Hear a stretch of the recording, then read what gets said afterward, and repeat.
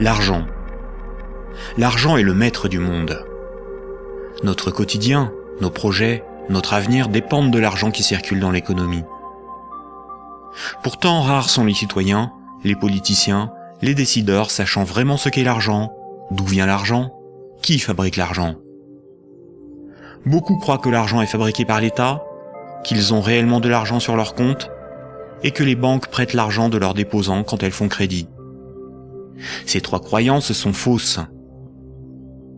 La confusion règne au profit d'une finance mondialisée qui, de crise en crise, renforce son pouvoir de domination et détruit lentement nos démocraties, alors même qu'une infime proportion de la population mondiale n'a jamais accumulé autant de richesses. En partant de ce que tout le monde connaît, pas à pas, en employant les termes techniques, en illustrant chaque principe par des exemples simples, ce document vous donne les bases indispensables à la compréhension du système bancaire et monétaire, et met en perspective les crises financières et économiques qui ne cessent de s'aggraver depuis 2008. La monnaie est au cœur de nos économies. Elle en est le fluide qui permet les échanges des biens et des services. Les biens, ce sont les objets physiques qui ont un prix, comme de la nourriture, des outils, de l'immobilier, des objets de la vie courante, des véhicules, de l'électronique. Un service, c'est du temps que l'on consacre à réaliser quelque chose contre une rémunération. Les architectes, les médecins, les garagistes, les peintres, les avocats, les comptables vendent de leur temps, sous la forme de services. Les biens et les services sont achetés avec de la monnaie. Savoir qui crée la monnaie est donc indispensable pour comprendre comment le monde fonctionne. La monnaie prend plusieurs formes, qu'il faut bien distinguer. Sans la connaissance des diverses formes de monnaie et les mécanismes qu'elles impliquent, il est impossible de comprendre le système monétaire et bancaire, et plus globalement l'économie. Il y a la monnaie sous la forme de billets et de pièces de monnaie. On l'appelle la monnaie centrale corporelle. C'est celle que vous pouvez retirer au guichet ou au distributeur automatique de billets de votre banque. On peut la toucher, on peut partir avec, on peut physiquement la détruire. On l'appelle aussi monnaie manuelle, liquide ou espèce. Elle est fabriquée par la Banque centrale. En dehors de la Banque centrale, personne n'a le droit de fabriquer des billets et des pièces de monnaie. La Banque centrale est une institution missionnée par l'État, ou les États d'une zone monétaire, pour fabriquer les billets et les pièces de monnaie. Elle a aussi pour mission de favoriser le bon fonctionnement de l'économie. Son but n'est pas de faire des profits, mais d'appliquer la politique monétaire. En France, comme pour l'ensemble des pays de la zone euro, la Banque centrale est la BCE, ou Banque centrale européenne. La BCE gère une monnaie nommée euro. Et puis il y a un autre type de monnaie, beaucoup moins connu. C'est la monnaie qui est sur votre compte en banque, appelée monnaie scripturale. Cette monnaie n'existe que sous la forme de chiffres dans les systèmes informatiques de comptabilité des banques commerciales privées. On l'appelle aussi monnaie secondaire. Les banques commerciales privées, appelées aussi banques de second rang ou banques secondaires, sont les banques des particuliers et des entreprises, comme la BNP, le Crédit Agricole ou la Société Générale. Ce sont des entreprises privées dont le but est le profit. Les banques commerciales privées sont les distributeurs des billets et pièces de monnaie. Ce sont des intermédiaires, des commerçants, qui font le commerce de la monnaie centrale. Elles ont développé un substitut à cette monnaie, qui est la monnaie secondaire ou monnaie scripturale privée. Elles réalisent la gestion des moyens de paiement tels que les chèques, les cartes bancaires, les virements et les prélèvements. Pour comprendre l'origine des différentes formes de monnaie, il faut comprendre pourquoi la monnaie a été créée et parcourir son histoire de l'Antiquité à nos jours.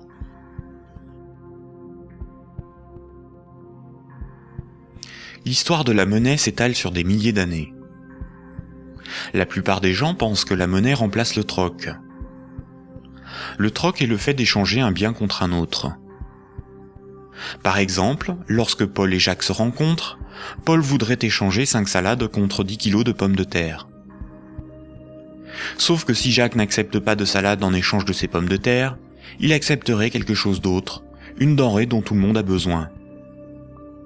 La monnaie serait apparue spontanément par la sélection de marchandises parmi les plus pratiques et les plus recherchées pour ces échanges immédiats. Dans un premier temps, le riz, l'avoine ou les animaux auraient été utilisés comme monnaie jusqu'à l'apparition de monnaies métalliques, d'or ou d'argent, forme ultime de monnaie. Le crédit ne serait apparu que plus tard, quand de la monnaie fut accumulée pour être prêtée à ceux qui en avaient besoin. Malheureusement, cette hypothèse n'a strictement aucune réalité historique. Les historiens ne cessent de le répéter.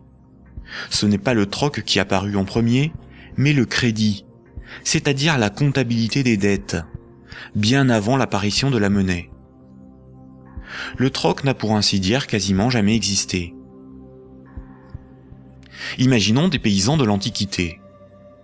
Paul produit des salades qu'il récolte au printemps, et Jacques produit des pommes de terre qu'il récolte à l'automne. Jacques va emprunter 5 salades à Paul au printemps. Jacques doit l'équivalent de 5 salades à Paul. Ce n'est qu'à l'automne, 6 mois plus tard, que Jacques va le rembourser en lui donnant 10 kilos de pommes de terre. C'est la confiance qui permet ces échanges différés. On peut dire que Paul et Jacques se font confiance. Ils partagent un même principe moral qui est qu'une dette doit être honorée. Cela leur permet de se faire crédit. Quand Jacques demande des salades à Paul, il se sent redevable envers Paul. Jacques ne sera libre que quand il aura remboursé Paul des jours, des mois, des années plus tard, car il a une dette envers lui. Les hommes pouvaient se prêter des outils, des animaux, s'échanger des biens, mais aussi des services.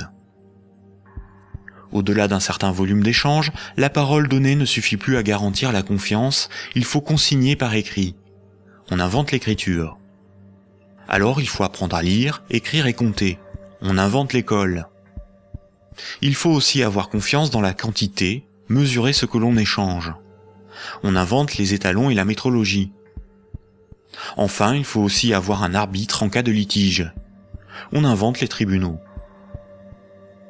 Les communautés prenaient une unité de compte virtuelle, ou un étalon, pour donner un prix aux biens et aux services qu'ils s'échangeaient. Si 5 salades valaient 10 unités de compte, alors quand Paul donnait 5 salades à Jacques, il lui devait 10 unités de compte. On a retrouvé nombre d'objets servant de registre de dette. Des bâtons, des boules d'argile, des papyrus, des bouts de tissu, des figurines. Parmi les plus anciens registres figurent des centaines de milliers de tablettes d'argile de l'époque sumérienne, où étaient tenus des comptes et consignés des dettes. Ces tablettes étaient gérées par des temples proches des marchés. Personne ne pouvait empêcher les hommes de se faire crédit. Les unités de compte nécessaires à donner un prix à ce qui s'échangeait n'étaient qu'indicatives. Il n'est pas nécessaire de se procurer ou d'acheter des centimètres à chaque fois que l'on mesure ce que l'on prête à autrui. Durant plusieurs milliers d'années, il n'y avait pas de monnaie, juste la comptabilité des dettes des uns et des autres, et des communautés entre elles. Ce n'est que beaucoup plus tard, environ 700 ans avant Jésus-Christ, que des souverains ou des castes régnantes ont imposé l'usage de monnaie comme moyen d'échange, sous la forme d'un objet dont ils s'attribuaient l'exclusivité de la production. Ils émettaient la monnaie, généralement des pièces d'or, d'argent ou de cuivre, payaient leurs soldats avec, et menaient des guerres pour conquérir de nouveaux territoires. Pour se procurer nourriture et équipement, les soldats imposaient par la force aux paysans et aux marchands cette monnaie comme paiement. Le pouvoir récupérait ensuite de cette monnaie lors de la perception des impôts. Comme tout le monde devait disposer de monnaie pour payer les impôts, elle devenait rapidement la monnaie officielle. Elle était acceptée comme paiement et elle se diffusait dans la communauté. Le pouvoir pouvait donc acheter nourriture, marchandises et richesses grâce à la monnaie qu'il produisait lui-même. Tant que l'on avait une dette, on n'était pas libre. On risquait de devenir l'esclave de son créancier ou d'être emprisonné si on ne s'acquittait pas de l'impôt. C'est la servitude pour dette. Et c'est pour ça qu'une monnaie employable pour payer une dette ou un impôt a un pouvoir libératoire. La monnaie a donc été créée par des castes régnantes, des souverains, pour extorquer une partie de la production des populations, vivre et s'enrichir sans travailler. C'est par ce principe que des empires se sont bâtis. Historiquement, le troc n'était pratiqué que durant les périodes de chaos et de conflits, lorsque la monnaie venait à manquer. Au Moyen Âge, avec le développement du commerce, les métaux précieux comme l'or ou l'argent étaient devenus une monnaie internationale. Il était risqué de posséder et transporter ces métaux précieux. On risquait de se les faire dérober. À partir du XVIIe siècle, les marchands de Londres et de Stockholm commencèrent à confier la garde de leurs métaux précieux aux orfèvres, les négociants en métaux précieux. En échange, les orfèvres leur donnaient un reçu, un certificat de dépôt nominatif qui permettait à son détenteur de récupérer à tout moment son métal précieux. Lors des retraits, les orfèvres demandaient une petite somme pour le service de stockage rendu.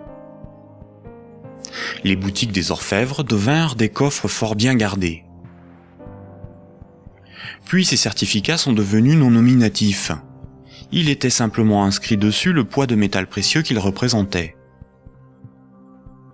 Les marchands se mirent à se payer non pas en métal précieux, mais avec ces certificats. La monnaie papier était née. Les orfèvres constataient que les marchands laissaient leurs métaux précieux dans leurs coffres. Ils eurent donc l'idée de prêter ces métaux précieux à d'autres marchands pour développer leur commerce. Mais plutôt que de prêter les métaux précieux entreposés dans leurs coffres, les orfèvres émettaient des certificats papier. Quand les marchands remboursaient leurs dettes, ils rendaient les certificats et versaient un intérêt. Les orfèvres se mirent à imprimer bien plus de certificats que de métaux précieux disponibles dans leurs coffres. Cette pratique leur permit de s'enrichir en multipliant les intérêts perçus. Quand les certificats étaient rendus aux orfèvres, ils étaient détruits.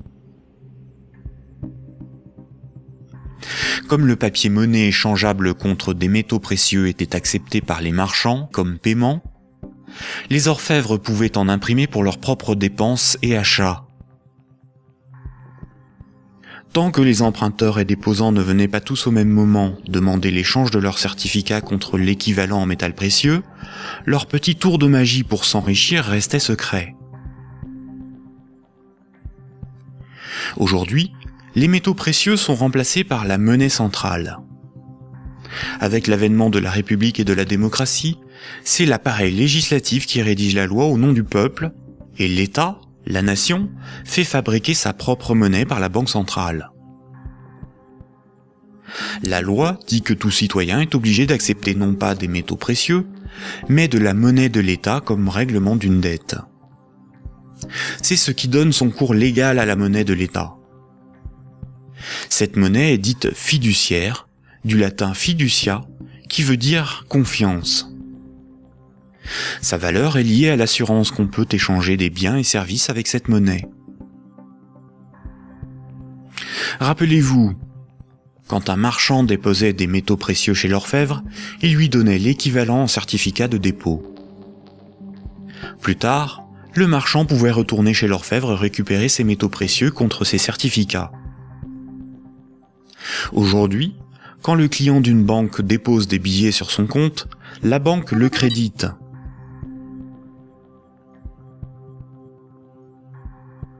Il lui est possible de les retirer de son compte plus tard.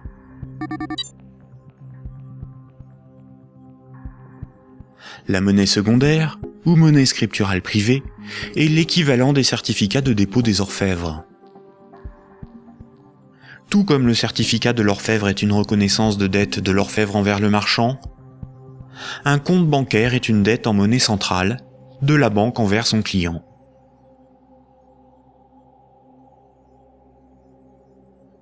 Du temps des orfèvres, quand les marchands se payaient en métaux précieux, c'est comme lorsqu'aujourd'hui, on paie les commerçants avec de la monnaie centrale, des billets de banque.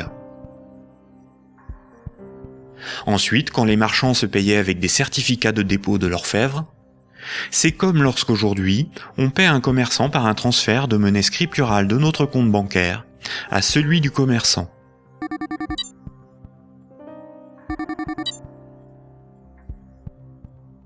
Rappelez-vous aussi que quand l'orfèvre faisait crédit, qu'il prêtait des métaux précieux, il émettait bien plus de certificats de dépôt que de métaux précieux disponibles dans ses coffres. Quand les marchands le remboursaient, il détruisait ces certificats. C'est la même chose aujourd'hui avec la monnaie scripturale privée. Quand une banque accorde un crédit, elle crée de la monnaie scripturale sur un compte à partir de rien. Et elle en crée bien plus qu'elle ne dispose de monnaie centrale dans ses coffres. Et quand son client rembourse son crédit, elle détruit la monnaie scripturale. C'est ce qu'on appelle la création monétaire et la destruction monétaire. La monnaie scripturale étant acceptée comme paiement, les banques peuvent aussi créer de la monnaie à partir de rien pour couvrir leurs dépenses et leurs achats. Les banques ont la possibilité de se faire crédit à elles-mêmes. On dit que les banques monétisent leurs dépenses. La monnaie centrale donne l'illusion au peuple que c'est l'État qui émet la monnaie, alors qu'en réalité, ce sont les banques commerciales privées qui ont ce privilège. Sans création monétaire par le crédit par les banques commerciales, il n'y aurait quasiment pas de monnaie en circulation. Les banques et les États sont comme les deux faces d'une même pièce. En effet, il faut d'abord que de la monnaie ait été créée par le crédit bancaire pour que l'État puisse en prélever par les impôts et les taxes. Et les banques ont besoin des États pour établir une législation protégeant ce privilège et faire appliquer cette législation par la justice et les forces de l'ordre. Nous allons détailler maintenant ces mécanismes bancaires et leurs nombreuses conséquences. Tout le monde a un compte en banque. C'est plus sûr et c'est plus simple que d'avoir chez soi une caisse remplie de billets de banque. Beaucoup de gens s'imaginent qu'un compte en banque est une boîte dans laquelle sont rangés des billets de banque. En réalité, la banque a une réserve unique de billets de banque et les comptes en banque n'ont aucune réalité physique. Ce sont juste des chiffres dans la comptabilité de la banque commerciale, ce sont des unités de compte. Lorsque vous allez au distributeur de billets, votre banque prend dans son stock de billets le montant que vous voulez retirer sur votre compte et vous les donne. Elle retranche ce montant à votre compte. Ainsi, vous avez le sentiment de prendre des billets sur votre compte en banque, alors qu'en réalité, la banque convertit des chiffres en monnaie centrale corporelle, c'est-à-dire en billets de banque, la monnaie de l'État. À l'inverse, quand vous déposez des billets sur votre compte, la banque les prend et les met dans son stock de billets et augmente le chiffre de votre compte. Votre compte ne représente pas un petit tas de billets de banque, mais seulement un chiffre dans un ordinateur. Vous ne retirez que très rarement l'ensemble de ce qui est sur votre compte. Vous retirez juste ce qu'il vous faut pour faire vos petits achats dans les commerces. Tout le reste, vous le laissez sur votre compte. Et le commerçant qui reçoit vos billets comme paiement les dépose lui aussi sur son compte. De ce fait, tout le monde a plus d'unités de compte sous la forme d'un chiffre dans la comptabilité d'une banque privée que de billets de banque dans ses poches ou chez lui. La somme des unités de compte qui correspond au crédit de votre compte s'appelle un dépôt. Un compte en banque sur lequel il y a 1000 unités de compte, on appelle cela un dépôt de 1000 €. On a l'illusion qu'une banque a toujours dans son stock de billets de banque l'équivalent des dépôts qu'elle gère. En réalité, elle n'en a qu'une petite partie, et ceci lui est permis par le fait que ses clients ne viennent pas tous au même moment retirer en liquide ce qu'ils ont sur leur compte.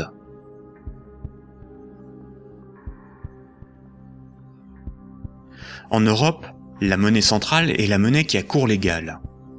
C'est la monnaie officielle des États de la zone euro, dont l'État français. C'est la monnaie exigée par l'État pour le paiement des impôts et des taxes. La loi oblige les citoyens à accepter les billets de banque comme moyen de paiement, et elle sanctionne sévèrement ceux qui fabriquent de faux billets. En revanche, la monnaie inscrite au crédit d'un compte bancaire n'est qu'une reconnaissance de dette de la banque envers le détenteur du compte. Rien de plus. La loi impose aux banques commerciales privées de convertir ces unités de compte en billets de banque à votre demande. C'est pour cette raison que les banques commerciales appellent ces chiffres des euros. Les chiffres inscrits sur votre relevé de compte sont appelés euros, alors qu'en réalité, ce ne sont pas des euros. Ces unités de compte sont converties en euros au moment où vous les retirez de votre compte. Votre banque vous doit bien des euros, et c'est pour cette raison qu'il est marqué euros sur votre relevé de compte. Ces unités de compte sont tolérées par la loi comme moyen de paiement. Quand vous payez au moyen d'un chèque bancaire, d'une carte bleue ou d'un virement, vous réalisez un simple transfert d'un chiffre de votre compte à un autre. Tout ce qui sert de moyen de paiement est une monnaie. C'est pour cette raison que ces unités de compte sont appelées monnaie scripturale, monnaie secondaire ou monnaie scripturale privée.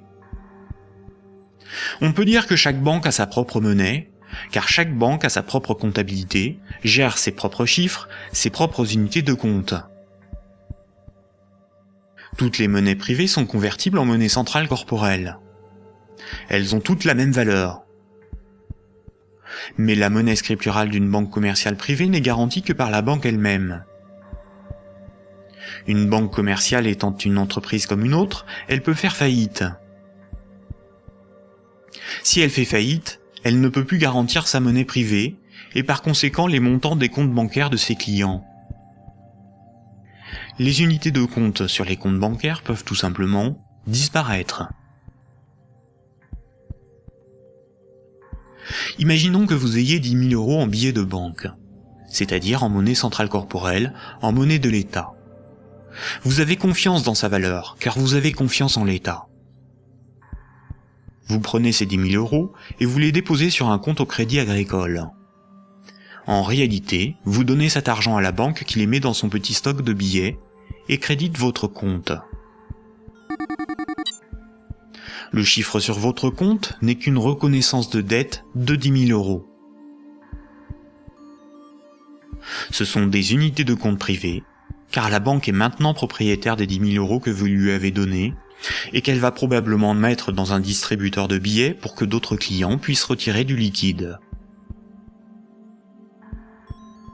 La loi dit simplement qu'à votre demande, à tout moment, la banque est tenue de convertir les 10 000 unités de compte en billets de banque. Et ce que vous ne savez pas, c'est que la banque n'a qu'une petite partie des montants des comptes de ses clients sous la forme de billets de banque. Gardez à l'esprit que moins de 7% de la totalité de la monnaie en circulation est sous la forme de billets et de pièces de monnaie qui ont cours légal. Ce que vous avez sur votre compte, ce n'est qu'une promesse de remboursement en euros, et non de véritables euros.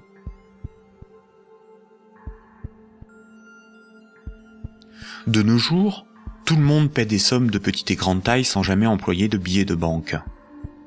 La carte bancaire, la carte de crédit, les chèques bancaires, les prélèvements automatiques et les virements forment l'essentiel des procédés de paiement.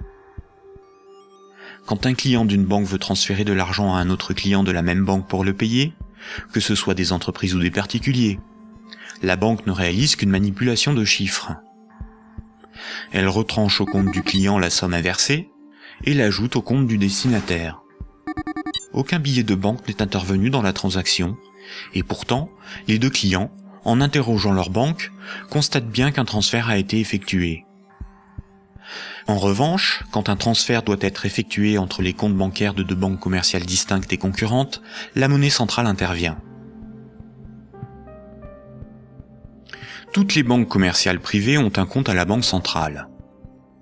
Aucun particulier ni aucune entreprise ne peut avoir un compte à la banque centrale. Seules les banques commerciales et le trésor public, c'est-à-dire l'État, ont un compte à la banque centrale. La banque centrale réalise la comptabilité là aussi avec des chiffres dans des ordinateurs, et non pas des tas de billets de banque. Et cela pour des raisons purement pratiques. On appelle cette monnaie la monnaie centrale scripturale. Ces comptes sont en monnaie banque centrale ou monnaie centrale. Quand une banque commerciale a trop de billets, elle peut les déposer sur son compte à la banque centrale. Quand elle en a besoin pour alimenter ses distributeurs automatiques, elle demande à la banque centrale de lui convertir des euros scripturales en billets de banque. Généralement, on ne fait pas la distinction entre monnaie centrale scripturale et monnaie centrale corporelle, c'est-à-dire les billets de banque. On appelle la somme de la monnaie centrale, scripturale et corporelle, la base monétaire. Entre elles, les banques commerciales se paient en monnaie centrale. Les banques n'acceptent pour paiement des autres banques que de la monnaie centrale. Quand un client veut transférer de la monnaie scripturale de son compte vers celui d'un client d'une autre banque, la monnaie scripturale est convertie en monnaie centrale, puis transférée à l'autre banque, qui va encaisser cette monnaie centrale et créditer le compte du destinataire. Ainsi, les banques se paient entre elles en monnaie centrale, car la monnaie scripturale privée d'une banque n'a pas de valeur pour les autres banques. La comptabilité du Crédit Agricole n'a rien à voir avec la comptabilité de la Société Générale. Ce sont deux entreprises distinctes et concurrentes. Ce qui existe entre les banques et pour les banques, c'est uniquement la monnaie banque centrale. C'est celle qui a cours légal, c'est la monnaie de l'État. Quand un client d'une banque a 1000 € sur son compte, la banque n'est pas riche de 1000 €. Elle doit simplement 1000 € en monnaie centrale à ce client. C'est un chiffre dans sa comptabilité. Ce qui fait la richesse de la banque, c'est ce qu'elle possède, comme des immeubles, des bureaux, des actions, des titres financiers, et la monnaie centrale qu'elle a sous la forme de billets de banque ou de monnaie centrale sur son compte à la banque centrale. En revanche, à tout moment, la banque peut devoir s'appauvrir de 1000 € si ce client les transfère sur un compte d'une autre banque, car cette autre banque veut être payée en monnaie centrale.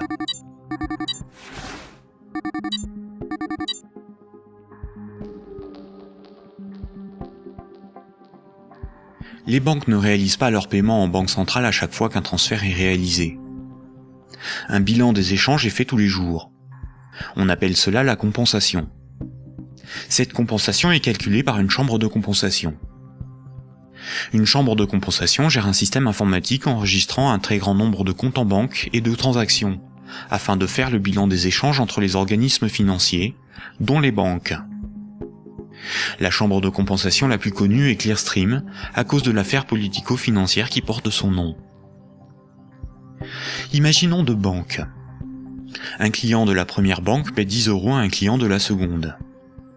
Un client de la seconde paie 15 € à un client de la première. À la fin de la journée, la compensation calcule un différentiel de 5 € au profit de la première banque. Le paiement peut se faire directement par virement entre leurs comptes à la banque centrale. Quand une banque voit son compte débité à cause d'une compensation ou par un retrait au guichet par un client, on appelle cela une fuite.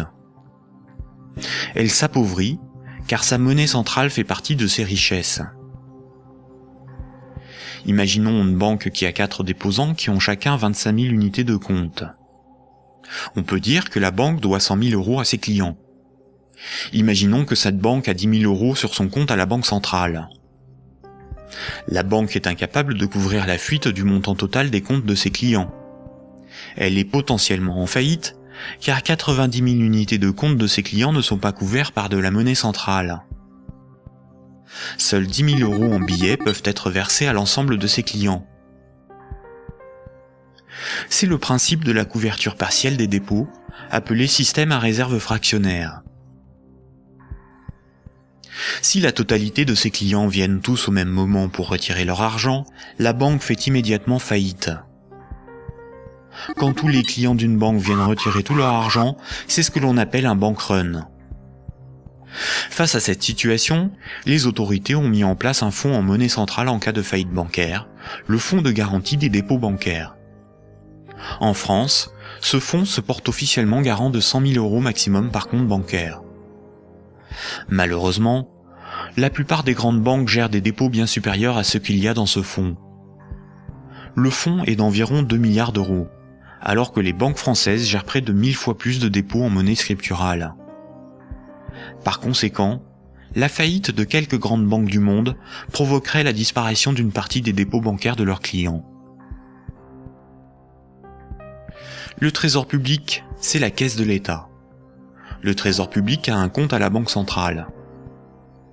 Le Trésor public encaisse toutes les taxes et impôts qui forment les recettes de l'État. Le Trésor public paie toutes les dépenses de l'État. Il paie les fonctionnaires, les investissements de l'État, ses infrastructures, ses frais de fonctionnement, ses fournisseurs. Quand vous payez vos impôts ou des taxes, vous les payez directement au Trésor public. Si un client d'une banque veut payer 1000 € au Trésor public, la banque convertit la monnaie scripturale privée en monnaie banque centrale et transfère cette monnaie centrale sur le compte du Trésor public. Le Trésor public n'accepte pour paiement que la monnaie centrale. Quand le Trésor public paie un de ses fournisseurs, il verse de la monnaie centrale à la banque commerciale privée qui en détient le compte, et celle-ci crédite le compte de l'entreprise bénéficiaire.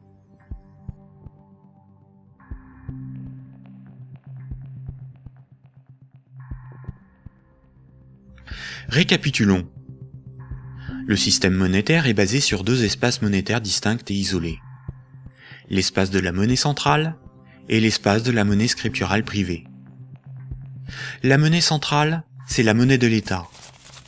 La monnaie centrale sert aux banques et au Trésor public pour se payer. La monnaie scripturale privée, ou monnaie secondaire, c'est la monnaie gérée par les banques commerciales privées. Les particuliers et les entreprises utilisent principalement cette monnaie. Quand un citoyen reçoit son salaire, c'est par transfert de monnaie scripturale privée.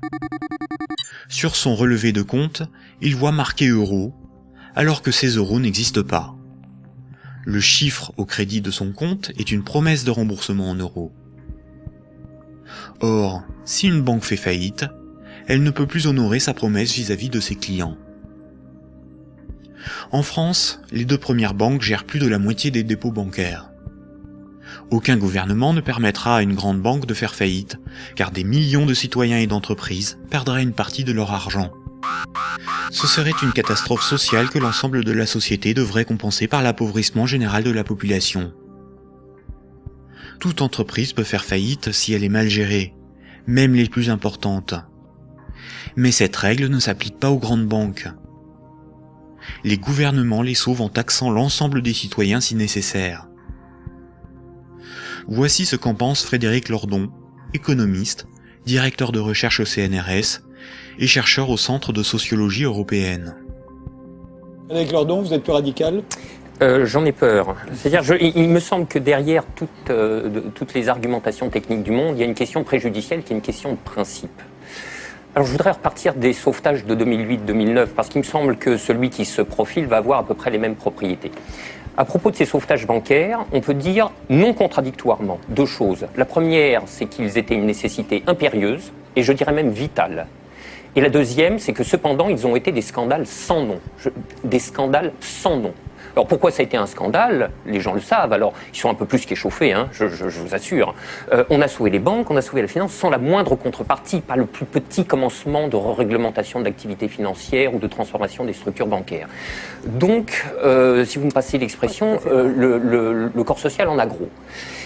Mais pour autant, il était une nécessité impérieuse de les sauver, pour une raison extrêmement simple, c'est que il faut que les gens essayent de se figurer l'ampleur des dévastations économiques et sociales qui suivent de la matérialisation d'un risque systémique. C'est dans le cadre de cette hypothèse que je me situe. On pourra peut-être y revenir tout à l'heure. C'est-à-dire l'effondrement total de toutes les banques.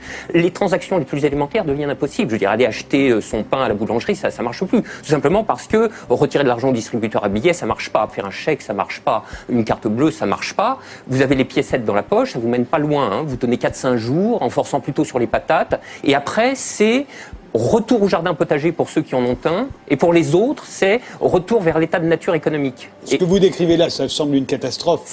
Oui, C'est la catastrophe ultime si les banques ne sont pas sauvées et qu'elles tombent toutes ensemble. Ça pourrait se produire d'après vous, ça? Alors pour moi, La Grèce, oui. si vous voulez, c'est un événement qui est de l'ordre de l'impensable. C'est-à-dire, c'est un chaos social d'une telle ampleur qu'il me semble inconcevable que les États se désintéressent de la chose. Par conséquent, ils sont forcés de venir au secours de la finance, qu'ils le veuillent ou non. Et c'est exactement là que se noue le drame, si vous voulez. C'est dans cette articulation entre la nécessité impérieuse d'une part et le scandale de l'autre. Le corps social est forcé, par pouvoir public interposé, de venir au secours des banques, car si les banques calanchent, c'est le corps social qui calanche dans la semaine qui suit. Et forcément, les intérêts matériels de la population sont si intimement liés à la structure bancaire qu'il est impossible de la laisser crever. Et vous voyez donc là où est le problème, c'est que de par leur position très particulière dans la structure sociale du capitalisme, les banques sont les dépositaires de fait de deux biens publics vitaux pour une société marchande. Vitaux. Le premier, c'est les encaisses monétaires de la population, les dépôts, les épargnes. Je veux dire, si toutes les banques tombent, ceci s'évapore dans l'instant. Et c'est pas la peine de se gargariser avec le fonds de garantie des dépôts. Hein. Ça va si une banque ou deux tombe. Si la totalité s'écroule, le fonds saute comme un bouchon de champagne. Et le deuxième bien public vital, c'est l'intégrité du système des paiements. Et c'est parce que les banques ont capté ces biens publics qu'elles peuvent contraindre l'État, les corps sociaux à leur venir en aide. C'est quoi l'intégrité du système des paiements, C'est le fait que les banques sont les teneurs de compte, qu'elles les mouvementent, qu'elles les débitent, qu'elles les créditent, donc elles sont les opératrices. Absolument. C'est pas qu'elles les garantissent, c'est qu'elles opèrent très concrètement et très basiquement les transactions élémentaires. La gestion des moyens de paiement. Et exactement. Bon, alors, si vous voulez, là, il y a une situation de fait que les économistes appellent dans leur langage pluriel et amoral, mais dont le vrai nom est prise d'otage. Et celle-là, elle est colossale. Si vous voulez, chaque fois qu'il y a un mouvement social dans les transports ou le ramassage des ordures, on vous bassine avec la prise d'otage des syndicats. Mais ça, c'est une prise d'otage, mais cosmique. C'est énorme. Personne n'en parle jamais. Donc, la question de principe est la suivante. Derrière la question du sauvetage des banques et derrière la question des banques tout court, le corps social doit se poser la question de savoir s'il continue de tolérer que ces biens publics vitaux soient ainsi remis à des intérêts privés, et spécialement à des intérêts privés aussi mal éclairés que ceux de la finance, quand elle est mouillée jusqu'aux sourcils dans les marchés de capitaux. Bon, je trouve que poser la question, c'est y répondre. Et si on ne répond pas non, cette obligation de venir à la rescousse des banques se reposera éternellement. D'où ma conclusion. Il faut envisager la déprivatisation intégrale du secteur bancaire. La nationalisation. Alors, la nationalisation...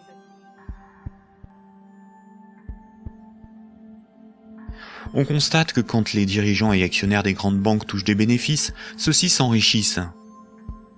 Mais quand les grandes banques sont en difficulté, ce sont les États, c'est-à-dire l'ensemble des citoyens, qui les sauvent. Cela résume l'adage désormais bien connu: les banques privatisent leurs gains et socialisent leurs pertes.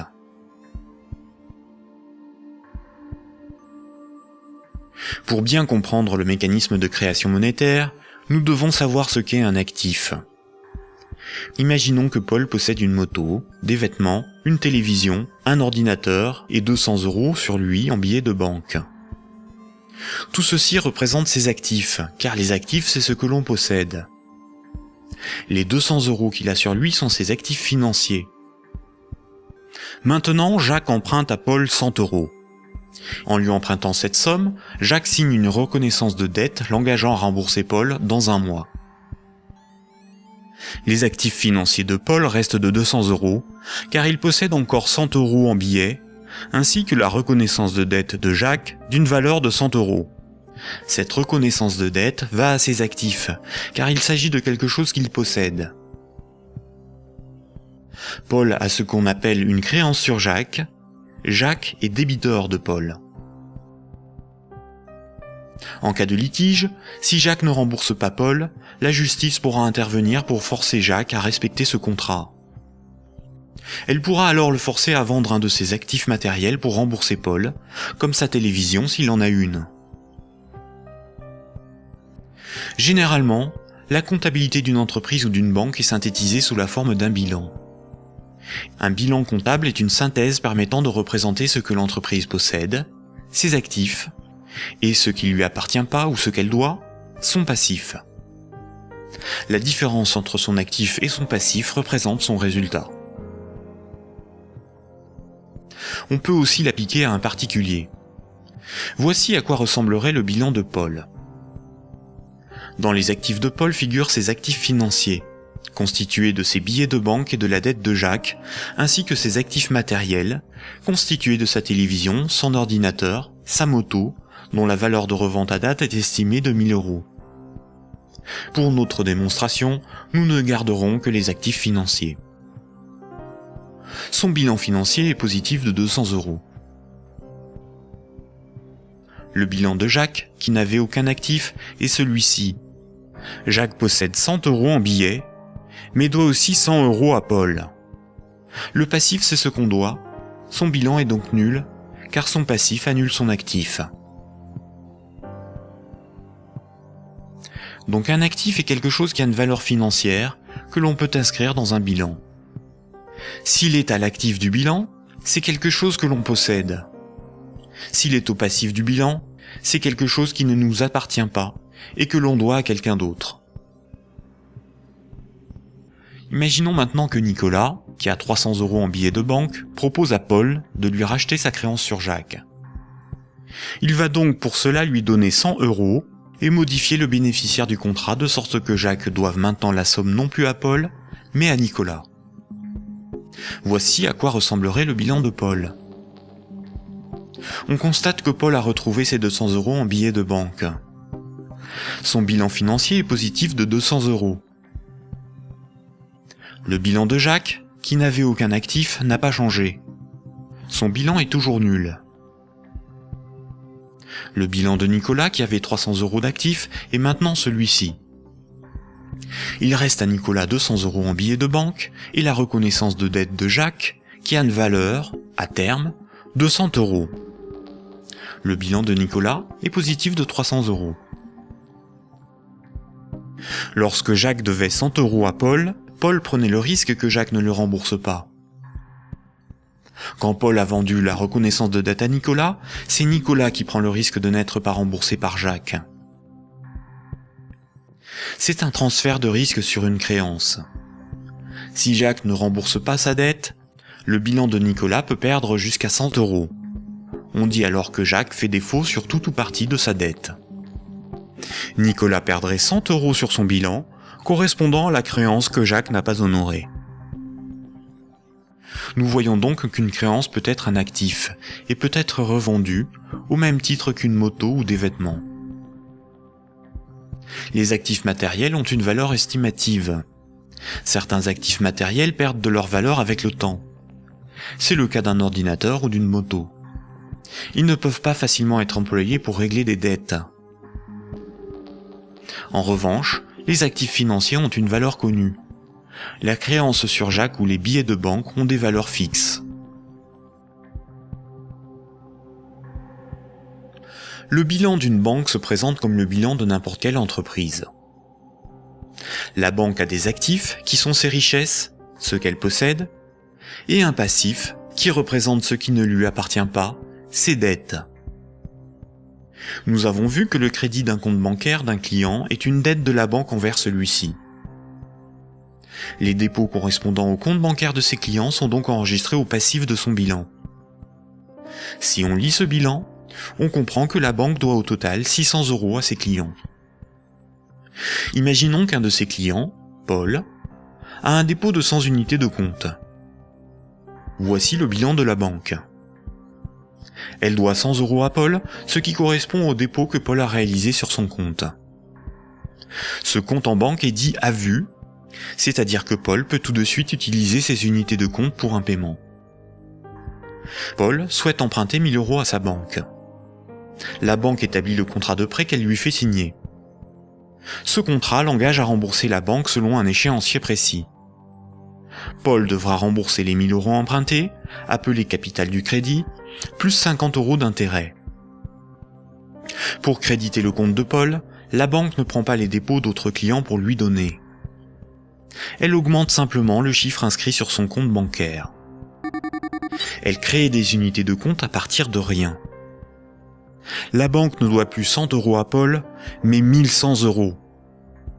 Le contrat de prêt de Paul apparaît sur son bilan comme quelque chose qu'elle possède. Cette créance sur Paul est à son actif. Les comptes des autres clients n'ont rien à voir avec cette opération. On dit que la banque a monétisé la créance sur Paul. Elle a transformé cette créance en moyen de paiement sous la forme de monnaie scripturale privée ajoutée au compte de Paul. On appelle cette opération d'augmentation des dépôts par simple jeu d'écriture la création monétaire. On parle de création monétaire ex nihilo, ce qui veut dire à partir de rien. Enfin, quand Paul va rembourser le crédit, la banque va annuler des unités de compte chaque mois, selon l'échéancier du crédit, directement sur le compte de Paul. Cette annulation est appelée destruction monétaire. Elle diminue la somme qu'elle lui doit. Simultanément, dans son bilan, la somme restante à rembourser diminue aussi. La banque prend le risque que Paul n'arrive pas à rembourser le crédit, qu'il soit insolvable. C'est le risque de faire crédit ou risque de contrepartie. On pourra qualifier alors la créance de Paul, le contrat de prêt, d'actifs pourris ou d'actifs toxiques. Cette opération de création de moyens de paiement artificiels, tout comme sa destruction progressive lors du remboursement, est difficilement compréhensible pour la plupart des gens, y compris pour ceux qui travaillent dans les banques, même à haut niveau. Il est pourtant évident que quand une banque accorde un prêt, aucun de ses clients ne voit son compte diminuer ne serait-ce que d'1 €.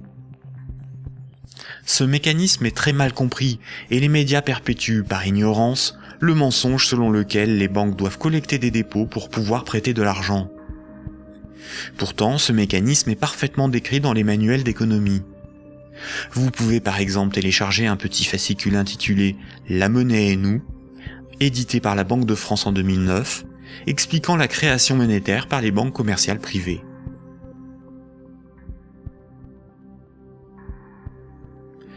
La création et la destruction monétaire peuvent être résumées par une simple phrase. Ce sont les crédits qui font les dépôts, et non les dépôts qui font les crédits. Cette phrase permet de se rappeler que la totalité de la monnaie en circulation sur nos comptes en banque ou dans nos poches est créée par le crédit bancaire. Quand une banque accorde un crédit à un de ses clients, elle crée de la monnaie scripturale privée en augmentant le solde du compte de celui-ci. Elle ne crée pas des euros, mais des unités de compte convertibles en euros. Plus il y a de crédits accordés par les banques, plus il y a de dépôts, de billets et de pièces de monnaie. La totalité de la monnaie en circulation dans l'économie représente ce qu'il reste à rembourser des crédits contractés. Quand Paul achète une automobile à crédit, il paie tout de suite le vendeur avec la monnaie créée. 2 jours plus tard, le vendeur achète une télévision, des livres et un ordinateur. Les vendeurs de la télévision, des livres et de l'ordinateur vont eux aussi réaliser des achats. Paul n'a pas commencé à rembourser son crédit que la monnaie circule déjà dans l'économie. Le nombre de fois dans une année qu'une unité de compte va servir de paiement est appelé vitesse de circulation de la monnaie ou vélocité de la monnaie. 100 unités de compte échangées 10 fois pour des paiements représentent 1000 € de paiement. L'argent qui circule de compte en compte est donc en réalité une dette qui circule. Les billets et pièces de monnaie en circulation sont une conversion de monnaie scripturale privée créée lors des crédits. Chaque unité de monnaie scripturale sur nos comptes bancaires et chaque billet ou pièce de monnaie dans nos poches a été créé lorsqu'un particulier, une entreprise ou un État a emprunté de l'argent à une banque. Une banque peut aussi créer des unités de compte pour ses propres dépenses. Pour cela, une banque ouvre un compte pour chacun de ses salariés ou fournisseurs. Ensuite, elle crée des unités de compte à partir de rien sur ses comptes. C'est comme cela que les banques assument leurs charges ou réalisent des investissements. On dit que la banque monétise ses frais de fonctionnement ou ses achats. Quand elle paie un employé ou un fournisseur par création monétaire, la banque ne fait rien de plus que de se créer une nouvelle dette envers celui-ci. À l'inverse, quand une banque prélève une somme sur votre compte en banque, elle n'opère aucun transfert. Quand elle prélève des frais bancaires ou simplement les mensualités de remboursement d'un crédit bancaire, elle détruit de la monnaie. Ainsi, votre banque vous doit moins d'argent. Comme nous l'avons vu, historiquement, la monnaie remplaçant le troc est un mythe qui vous laisse penser que la monnaie est un élément physique permanent et donc il y a quelque chose sur votre compte. Ceci vous semble d'autant plus vrai que vous pouvez retirer des billets de banque de votre compte. Les médias vous font croire qu'une banque doit amasser de la monnaie avant de pouvoir en prêter. Mais en réalité, les banques ne prêtent pas l'argent des autres clients, puisque ce sont elles qui le fabriquent lors des crédits et qui le détruisent lors du remboursement des crédits. Un crédit n'est en rien un prêt ou un emprunt. Il s'agit en réalité d'une création monétaire temporaire ou d'une location de moyens de paiement. Récapitulons. La monnaie scripturale privée est créée par les crédits, à partir de rien. Cette monnaie est détruite lors du remboursement des crédits. Ceci sous-entend une création-destruction simultanée et concurrente qui détermine une masse de monnaie scripturale privée en circulation, que l'on appelle masse monétaire. C'est similaire à la population d'un pays qui varie en fonction des décès et des naissances.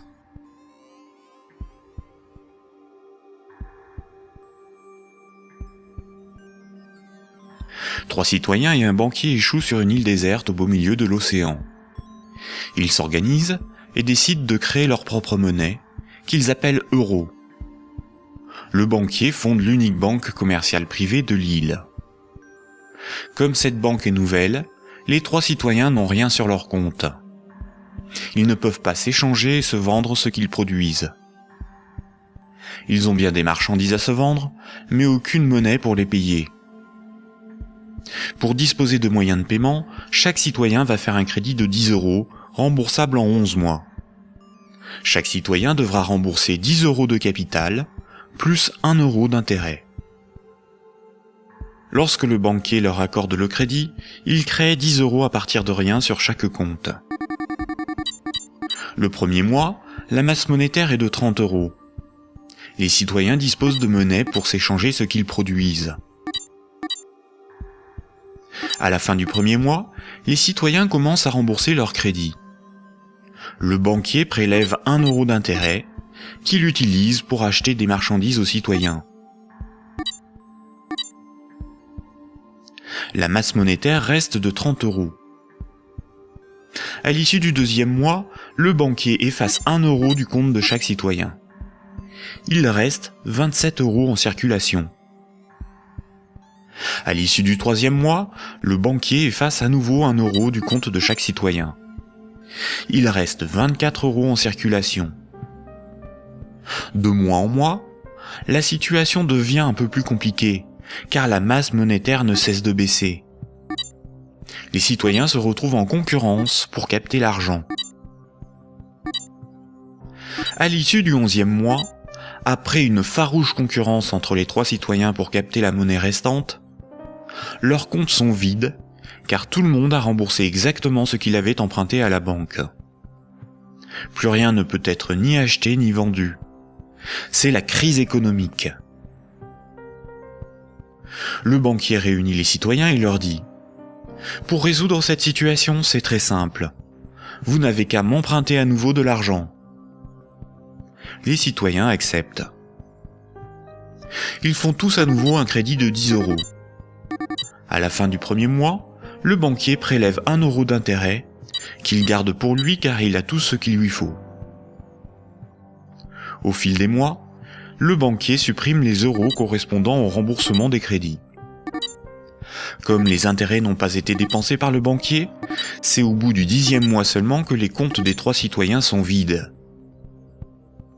Il n'y a plus de monnaie en circulation, et pourtant il manque 3 € pour rembourser la totalité de leur crédit. Le banquier réunit les citoyens et leur dit : « Il y a une manière très simple de repousser le moment où vous serez à zéro sur vos comptes. Vous n'avez qu'à m'emprunter régulièrement de l'argent, bien avant que la masse monétaire ne baisse trop et que l'économie ne s'arrête. Et pour compenser les intérêts que je ne dépense pas, il vous suffit de m'emprunter à chaque fois quelques euros de plus. » Les citoyens acceptent. Désormais, ils sont en permanence endettés, sinon la monnaie disparaît et l'économie s'arrête. Ils appellent cela la croissance. Mais comme ils sont endettés, ils se mettent à produire toujours plus pour rembourser le banquier, bien au-delà de leurs besoins réels. Ils ne produisent pas pour avoir de quoi se vêtir, se nourrir ou se loger. Ils produisent pour avoir l'argent nécessaire pour rembourser leur crédit. L'argent est devenu le moteur de leur vie, et non ce dont ils ont besoin pour vivre. Ce système permet au banquier de ne rien produire. Il passe son temps à gérer ses comptes, à créer de la monnaie puis à la détruire. Avec la monnaie qu'il fabrique, il achète ce dont il a besoin aux citoyens. Rapidement, les ressources naturelles de l'île viennent à manquer. Il n'y a plus de bois, plus de gibier, plus d'eau, plus de terre pour produire toujours plus. La croissance a épuisé les ressources naturelles et détruit l'environnement. Cette petite histoire met en valeur de réalités tout à fait surprenantes. D'une part, les sommes dues aux banques sont globalement supérieures aux sommes disponibles pour les rembourser. D'autre part, si tout le monde remboursait ses dettes, il n'y aurait quasiment plus de monnaie en circulation dans le monde. Tous les comptes seraient vides, tous les billets et pièces de monnaie disparaîtraient. Le système monétaire fonctionne comme un système pyramidal.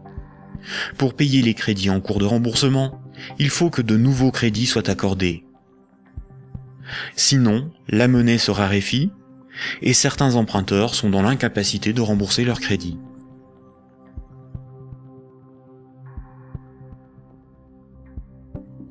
Pour les citoyens et les entreprises, la monnaie s'achète comme toute autre marchandise.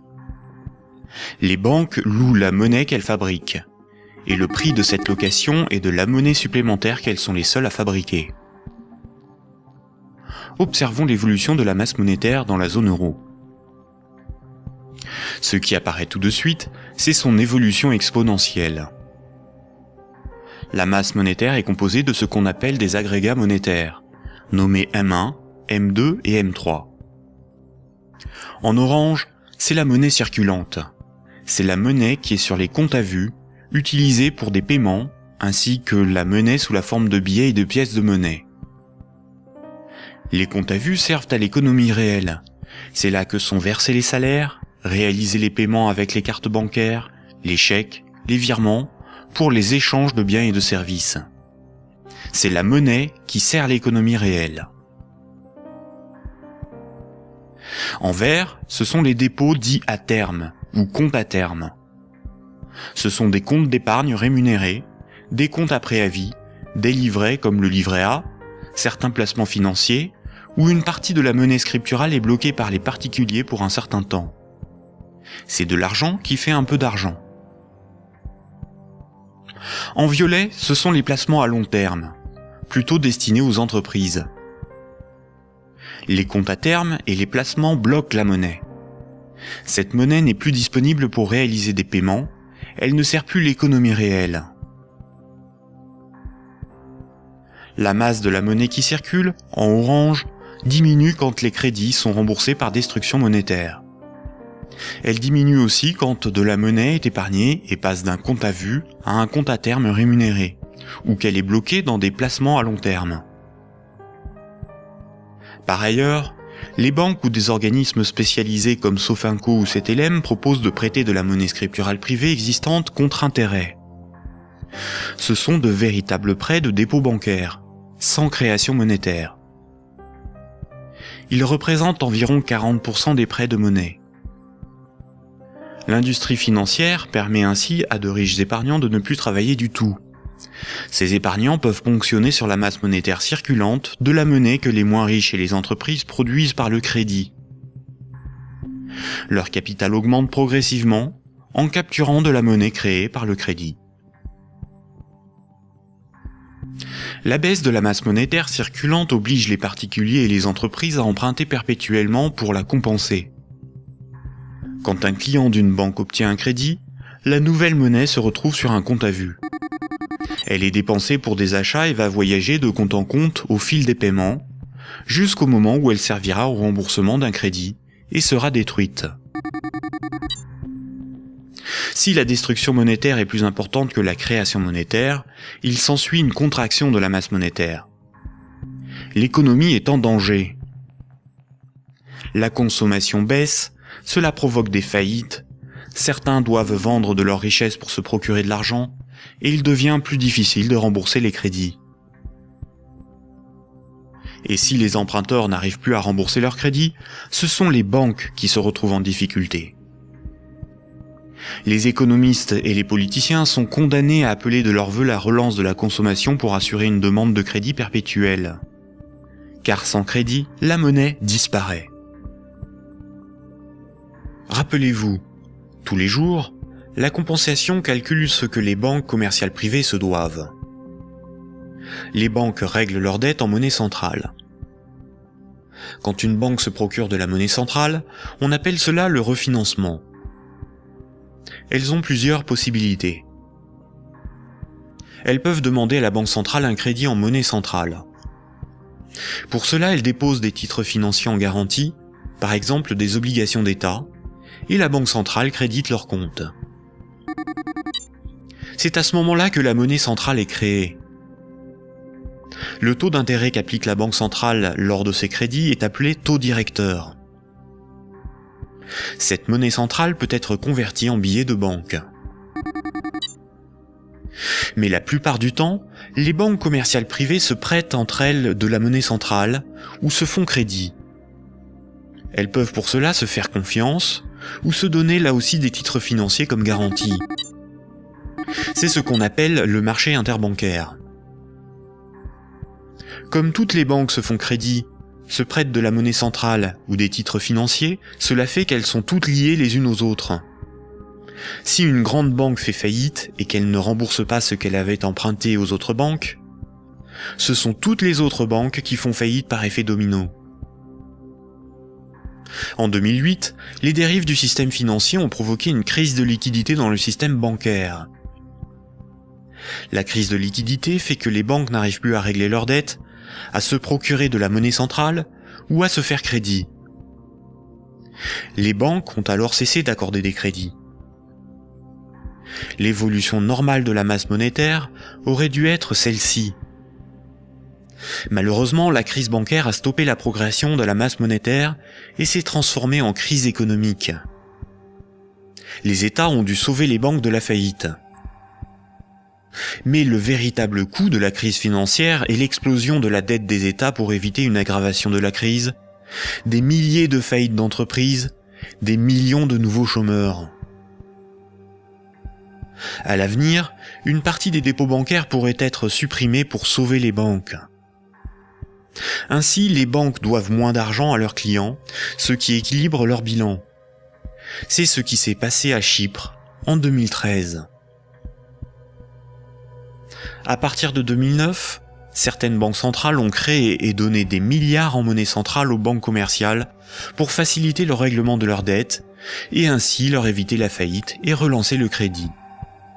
C'est ce qu'on appelle des politiques d'assouplissement quantitatif ou quantitative easing.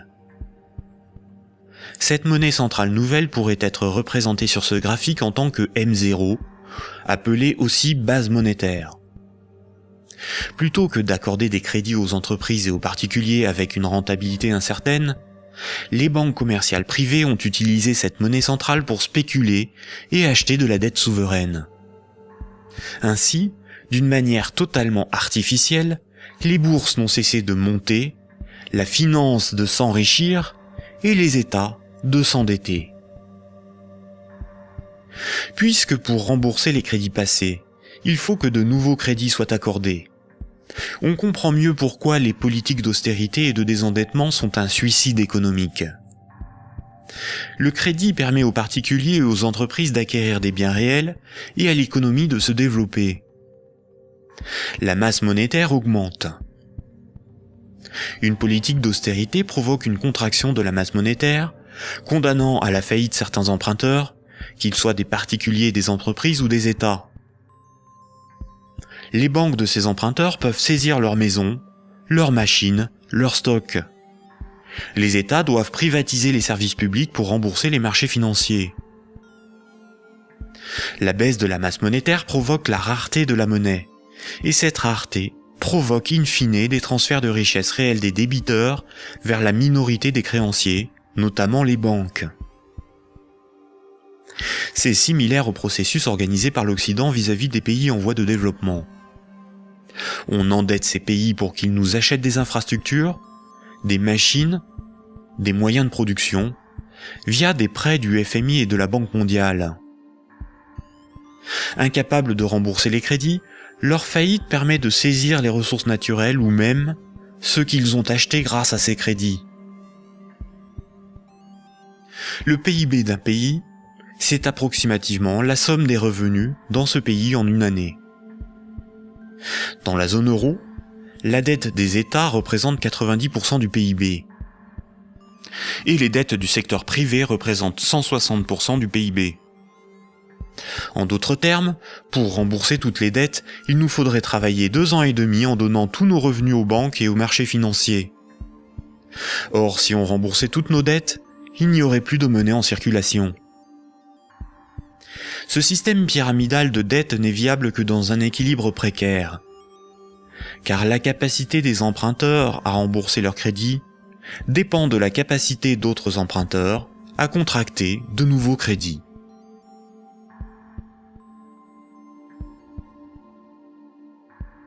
La fructification du capital, ou ce qu'on appelle l'usure, est le fait de toucher des intérêts sur de l'argent que l'on a et que l'on prête. Imaginons un pays où 10 citoyens ont tous 10 euros. Si l'un d'eux prête ces 10 euros avec 10% d'intérêt, il va lui être remboursé 11 euros. S'il le fait 10 fois, les autres citoyens de ce pays auront perdu chacun 1 euro. S'il le fait 90 fois, il possédera les 9/10 des richesses du pays, sans avoir travaillé. C'est son capital qui travaille, pas lui. C'est déjà une situation moralement difficile à justifier. Si l'usure permet aux riches de concentrer de la monnaie, les banques ont le privilège de la création de cette monnaie. Quand une banque veut acheter un immeuble, elle crée la monnaie nécessaire à l'acheter. Pour pouvoir créer de la monnaie, une banque doit simplement veiller à ce que ses actifs, ce qu'elle possède, lui permettent de payer les autres banques. Si les banques peuvent créer de la monnaie à partir de rien pour leurs achats, les entreprises, les particuliers et les États doivent d'abord en épargner, ou bien demander à une banque de lui en louer par un crédit. Voici ce que Maurice Allais, prix Nobel d'économie en 1988, disait de la création monétaire ex nihilo. Dans son essence, la création de monnaie ex nihilo actuelle par le système bancaire est identique, je n'hésite pas à le dire pour bien faire comprendre ce qui est réellement en cause, à la création de monnaie par les faux monnayeurs, si justement condamnée par la loi. Concrètement, elle aboutit au même résultat. La différence est que ceux qui en profitent sont différents et autorisés à le faire. Les banques sont des entreprises à but lucratif. Elles ont des actionnaires, leur but est l'enrichissement. Par le privilège de la création monétaire, la spéculation et l'usure organisée à l'échelle industrielle, on constate une gigantesque concentration des richesses dans les mains d'un tout petit nombre de personnes. Quand on parle de richesse, il ne faut pas penser à de l'argent, mais à de l'immobilier, des infrastructures, des propriétés, des entreprises, bref, ce qui a réellement de la valeur. Des chercheurs suisses ont extrait d'une base de données de l'OCDE un groupe de 147 entreprises financières qui ont le contrôle des 20 000 plus grandes entreprises du monde. Et un plus petit groupe forme le noyau dur de ces maîtres du monde. Sans surprise, les banques, et plus globalement le monde de la haute finance, notamment anglo-saxonne, contrôlent directement ou indirectement la plupart des grandes entreprises du monde. 1% de la population possède 46% du patrimoine mondial. Ce mouvement de concentration des richesses s'est accentué dans les années 70. Le néolibéralisme consacre la loi du marché comme dogme économique. Il prône la libre circulation des capitaux, des marchandises et des personnes à l'échelle mondiale, et une concurrence libre et non faussée. L'efficience des marchés serait l'avenir de l'homme. Dans cette perspective, les États sont des obstacles à la dérégulation financière. Avant les années 70, l'État français pouvait se financer à taux fixe et avantageux par un dispositif appelé le circuit du trésor. La Banque centrale pouvait faire des avances significatives à l'État. À partir des années 70, ce dispositif a été démantelé. Les États ont été obligés de se financer sur les marchés financiers, avec un taux variable en fonction de l'offre et de la demande. Par ailleurs, l'industrie financière organise la fuite des bénéfices et fortunes dans les paradis fiscaux. Pour le seul État français, le manque à gagner sur les recettes fiscales est estimé entre 50 et 80 milliards d'euros chaque année, soit plus que les recettes de l'impôt sur le revenu. En d'autres termes, l'État est contraint d'emprunter aux marchés financiers, c'est-à-dire aux banques et aux clients des banques, ce qu'elle ne leur prend pas sous la forme d'impôts et de taxes, et de leur payer pour cela un intérêt supplémentaire. Sans les intérêts imposés par les marchés financiers, l'État français n'aurait pas dû payer plus de 1500 milliards d'euros d'intérêts en 30 ans. La totalité de l'impôt sur le revenu est consacrée au seul remboursement des intérêts de la dette. Si les financiers prêtent aux États, c'est parce que les États ont le droit de lever autant d'impôts que nécessaire pour les rembourser, et d'utiliser la justice et les forces de l'ordre pour faire payer les contribuables. La création monétaire est aussi appelée planche à billets, même quand il s'agit de monnaie scripturale privée créée par le crédit. C'est un terme péjoratif faisant référence à l'impression de billets de banque par l'État. Ce terme est parfois employé par certains économistes de manière démagogique, pour induire en erreur quant aux responsabilités de la création monétaire et de l'inflation. L'inflation, c'est la hausse générale des prix. Une même baguette de pain vaut 1,30 € en 2013, alors que 10 ans plus tôt, elle valait 50 centimes. L'inflation est due au rapport entre la création monétaire et la création des richesses réelles. Si on crée plus de monnaie que de biens et services à vendre, les prix vont augmenter. La déflation, c'est l'inverse. C'est la baisse générale des prix. Si on crée des biens et services à vendre, et qu'on ne crée pas de monnaie pour les acheter, la monnaie va manquer et les prix vont baisser. L'hyperinflation est une inflation excessive des prix, supérieure à 12 500% par an. Si une baguette de pain vaut 1 € en 2013, s'il y a de l'hyperinflation, elle vaudra au minimum 12,50 € un an plus tard. Dans les années 70 et 80, l'inflation a atteint 15%, alors même que l'interdiction de permettre à la Banque centrale de faire des avances à l'État devait nous prémunir d'une telle situation. En réalité, interdire à l'État le financement à taux avantageux par sa propre banque centrale était le moyen non pas d'éviter une inflation excessive, mais de transférer une partie des recettes fiscales de l'État aux marchés financiers, c'est-à-dire aux banques et à leurs clients, et d'assurer aux banques commerciales privées le monopole de la création monétaire en supprimant la concurrence de l'État.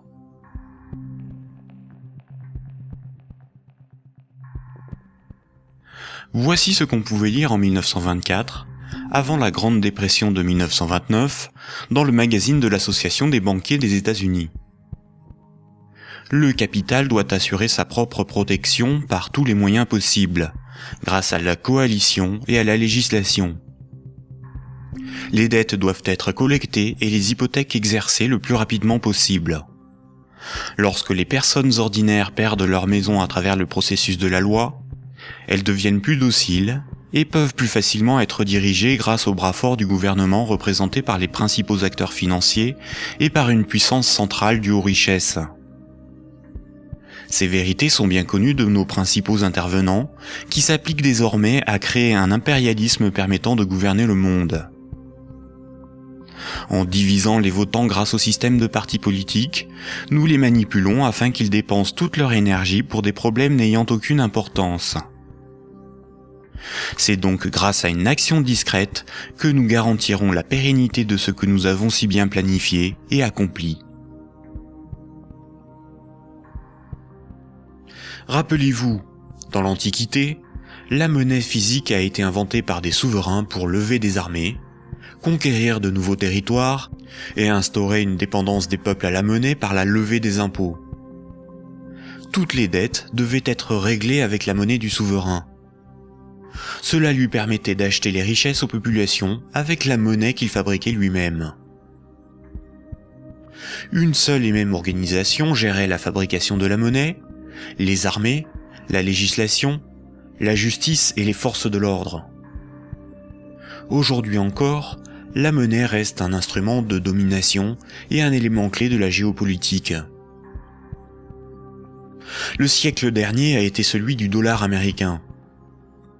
Le dollar américain est de loin la monnaie la plus répandue sur Terre. Le budget militaire américain est égal aux dépenses militaires de tous les autres pays réunis. Tous les ans, ce budget est voté par le Congrès et généreusement financé par la Banque fédérale américaine. Fondée en 1913, la Banque fédérale américaine est une banque privée et non une institution publique. La force militaire permet aux États-Unis d'assurer le statut de monnaie de réserve mondiale au dollar américain et de l'imposer dans le commerce international. Avant les attentats du 11 septembre 2001, les pays clés indépendants du système monétaire anglo-saxon étaient l'Afghanistan, l'Irak, le Soudan, la Libye, la Syrie, Cuba, la Corée du Nord, la Somalie et l'Iran. Les États-Unis et leurs alliés ont attaqué l'Afghanistan, l'Irak et la Libye. En Libye, une banque centrale opérationnelle a été créée par les soi-disant rebelles avant même que la guerre ne soit finie. Le colonel Kadhafi, Saddam Hussein et Kennedy ont en commun d'avoir défié la domination du dollar américain du cartel de banques privées qui dirige la Banque fédérale américaine. Aujourd'hui, les banques centrales sont indépendantes de tout pouvoir politique et sont coordonnées à l'échelle mondiale par la Banque des banques centrales, la BRI, Banque des règlements internationaux, située à Bâle en Suisse. Ce n'est pas une institution publique, elle n'a aucun mandat. Ses membres ne sont pas élus, et pourtant c'est probablement le cœur du futur gouvernement mondial. L'application de la loi par les tribunaux, les forces de l'ordre, l'armée, sont comme des services assurés par les États à la corporation bancaire, qui contrôle aussi les plus grandes entreprises du monde. La propagande et la guerre permettent d'étendre la zone d'influence des monnaies, et donc le pouvoir de ceux qui en contrôlent la production. Sans la création monétaire par les banques commerciales privées, l'économie ne pourrait pas se développer, et le financement des États par les impôts et les taxes ne serait pas possible. Par cette dépendance, les intérêts de la corporation bancaire sont aussi ceux de la classe politique. Mayer Amschel Rothschild, célèbre banquier du XVIIe siècle, considéré comme le père de la finance internationale, a triomphalement déclaré ceci. « Donnez-moi le droit d'émettre et de contrôler l'argent d'une nation, et alors, peu m'importe qui fait ses lois. » Est-ce vraiment le peuple qui a le pouvoir ? Démocratie veut dire le pouvoir au peuple. En grec, démos c'est le peuple et kratos c'est le pouvoir. Dans un état de droit, celui qui établit les lois a le pouvoir. En démocratie, c'est le peuple qui écrit et vote les lois. Une aristocratie, c'est le pouvoir au meilleur. En grec, aristos, c'est le meilleur, et kratos, c'est le pouvoir. En aristocratie, ce sont les meilleurs qui ont le pouvoir et établissent les lois. Une oligarchie, c'est le pouvoir à un petit nombre. Oligos, c'est un petit nombre. En oligarchie, c'est un petit nombre qui a le pouvoir. En France, nous sommes sous un régime dénommé gouvernement représentatif. Tous les 5 ans, on demande au peuple d'élire ses représentants parmi un groupe d'hommes politiques, dénommé classe politique. Les représentants écrivent et votent les lois, pas le peuple. Nous sommes donc dans une oligarchie. Historiquement, le terme de démocratie pour désigner le gouvernement représentatif a été employé dans les années 1830 pour tromper l'opinion publique et faire croire au peuple qu'il a le pouvoir. Ce mensonge perdure encore de nos jours. Si nous étions en démocratie, nous voterions nous-mêmes les lois, par des votations ou des référendums, et nous pourrions aussi en écrire, en proposer. En France, les représentants du peuple sont des politiciens de carrière, pour beaucoup fonctionnaires et issus de classes supérieures, âgés de 60 ans en moyenne. Ils ne sont en rien représentatifs du peuple français. Une fois les représentants élus parmi l'oligarchie de la classe politique, les électeurs n'ont aucun contrôle sur la politique menée et la législation établie. Les représentants votent selon leurs opinions, leurs intérêts, leur complicité ou leur carrière politique. Ils sont la cible de groupes d'intérêts qui influencent leur vote. Les textes de loi sont dans 9 cas sur 10 rédigés par de hauts fonctionnaires non élus. Donner le pouvoir à un groupe d'hommes issus d'une oligarchie, ce n'est pas avoir le pouvoir, c'est désigner ses maîtres. Les partis politiques, apparus dans les années 1840, étaient un moyen de canaliser l'insatisfaction des électeurs dans des oppositions et des conflits sans conséquences. Car si les lois étaient votées par le peuple, ce qui définit la démocratie, il n'y aurait pas de manifestations, pas de grèves, pas de mécontentement ou de troubles sociaux. Le peuple serait souverain. Durant la Révolution, les riches avaient bien plus à perdre que les pauvres. Voltaire, figure emblématique des Lumières, disait ceci: « Un pays bien organisé est celui où le petit nombre fait travailler le grand nombre, est nourri par lui, et le gouverne. » Si le pouvoir était donné au peuple, il aurait défendu ses intérêts propres au détriment de la minorité des riches, des notables et des banquiers. Écoutons le philosophe Alain Badiou parler de la démocratie actuelle. Alain Badiou, c'est ce que nous avons trouvé de moins mauvais pour choisir nos dirigeants. Oh, la théorie du moins mauvais, ça, vous savez, la théorie du moins mauvais ne peut pas impressionner le philosophe que je suis. Hein. Elle a beaucoup servi pour justifier le pire, le moins pire par rapport au plus pire, par exemple. C'est Churchill qui a inventé cette histoire, qui a consisté à dire que la démocratie, c'était le pire de tous les régimes, à l'exception de tous les autres. Il avait raison? Eh ben non, il n'avait pas forcément raison. Pourquoi aurait-il eu raison? Parce que sous la démocratie, on peut vivre. Oui, il se peut que le meilleur régime politique soit à venir, qu'il dépende d'une invention de l'humanité. Après tout, vous savez, pendant des millénaires, ce à quoi nous assistions, c'était à des théocraties, à des régimes extraordinairement tyranniques et oppressifs. Ils ont duré bien plus longtemps que votre démocratie, bien plus longtemps. Donc cette démocratie, c'est peut-être tout simplement une sorte de petit intervalle dans l'histoire. Surtout que elle ne marche que là où le capitalisme est déchaîné. Hein. Ça, c'est un fait. Hein. Le régime parlementaire démocratique, je le constate, c'est un fait. Il n'existe comme régime installé, consensuel, conséquent, que là où l'économie capitaliste s'est développée. Et quand l'économie capitaliste commence à flancher, ce type de représentation politique se sent aussi un peu malade, n'est-ce pas ? C'est là où on en vient au cœur de votre pensée. Un tout petit moment d'explication. Vous êtes, Alain Badiou, un de ceux qui avaient revendiqué le mot communisme, alors même que les régimes communistes ou étiquetés communistes étaient effondrés. Vous aspirez à un régime politique qui serait placé sous le signe de l'égalité. Tout votre livre, toute la République de Platon, tourne autour de cette idée. La cité idéale, c'est la cité de l'égalité, la cité de l'idée juste, donc du communisme. Et quand vous nous dites, pour moi, le capitalisme, c'est l'équivalent de la démocratie, là est la racine de votre rejet de la démocratie, je ne vous trahis pas. De cette démocratie-là, parce que je n'accepterai pas de dire que je rejette la démocratie. Vous avez parlé tout à l'heure d'une illusion démocratique, mais la démocratie que nous connaissons aujourd'hui, c'est elle qui est l'illusion démocratique. Parce que personne, dans le débat politique français ou étranger, dans les pays démocratiques, ne veut abolir le capitalisme. C'est ça le sujet. C'est pas exactement ça. C'est un petit peu plus précis. C'est parce que les différents gestionnaires possibles de notre société sont des gens qui, de toute façon, admettent pour l'essentiel l'ordre établi. Ça, il faut en convenir. D'ailleurs, s'ils n'admettaient pas les uns et les autres l'ordre établi, ils n'accepteraient pas de se succéder comme ils le font. Il faut bien que tel candidat ne soit pas extraordinairement différent de tel autre pour qu'il puisse alterner le mouvement des affaires restant à peu près le même, après tout. Hein. Donc il y a un consensus fondamental qui fonde ce que vous appelez, vous, la démocratie, qui est une démocratie tout à fait normée, tout à fait particulière, et qui repose sur des acceptations fondamentales premières. Voilà. Et donc je soutiens que nous ne vivons pas du tout dans la démocratie. Nous vivons en réalité en oligarchie. Voilà.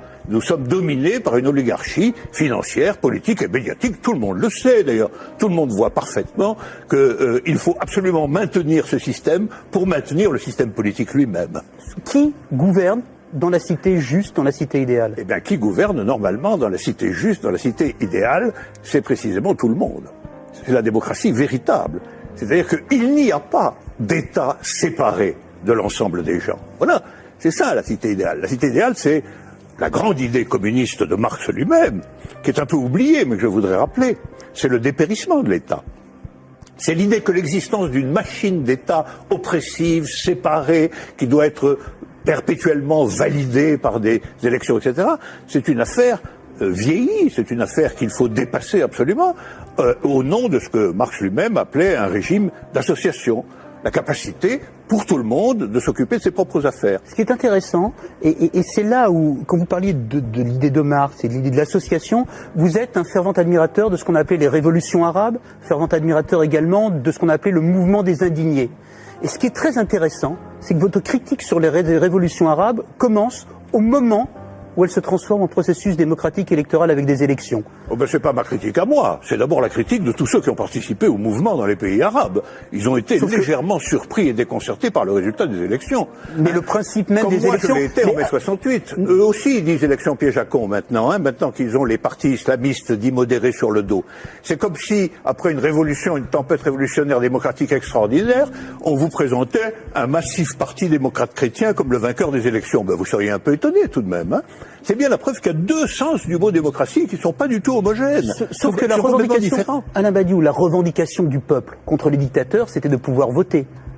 Bon, la revendication du peuple contre les dictateurs, c'était que les dictateurs s'en aillent. Mais ça, c'était leur revendication unanime. Sur la question du vote, il y a eu d'innombrables débats.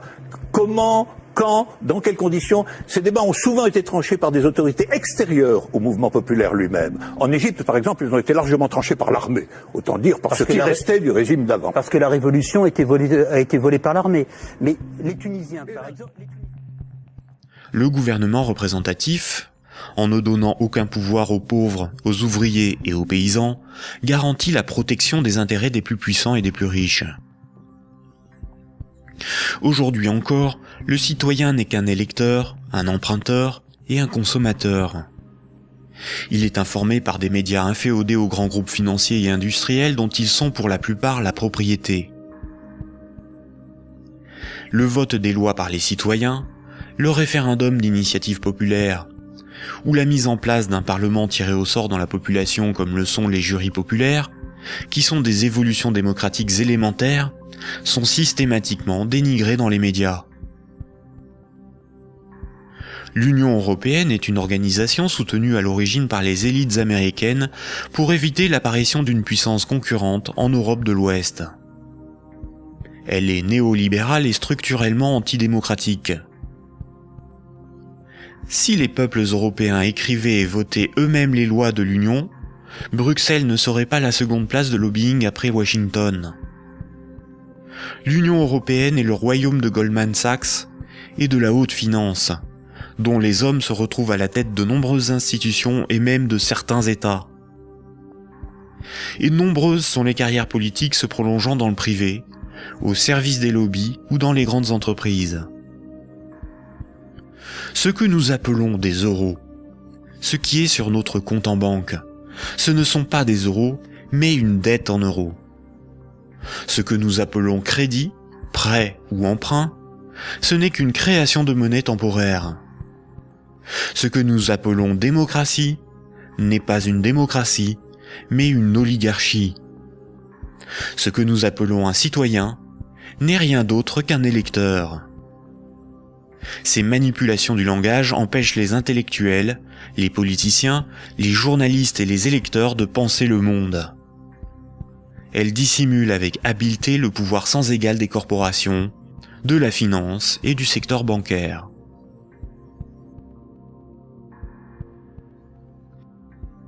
Aujourd'hui, la planète n'est plus capable de se régénérer. L'humanité tout entière est en train de se confronter aux limites de la Terre elle-même et manque de ressources naturelles. Toute croissance économique nécessite beaucoup de matières premières et d'énergie. Or, les ressources de la planète sont limitées. Certaines organisations militent pour qu'une nouvelle approche économique et sociale émerge, pour que nous soyons respectueux de notre environnement et sortons d'une logique de compétition, de surconsommation et de conflit. Certains font la promotion de la décroissance. La décroissance permettrait l'équilibre de l'activité humaine et les ressources de la planète. Mais la décroissance sous-entend une réduction permanente de la demande de crédit, donc une contraction de la masse monétaire qui déboucherait rapidement sur une crise économique majeure.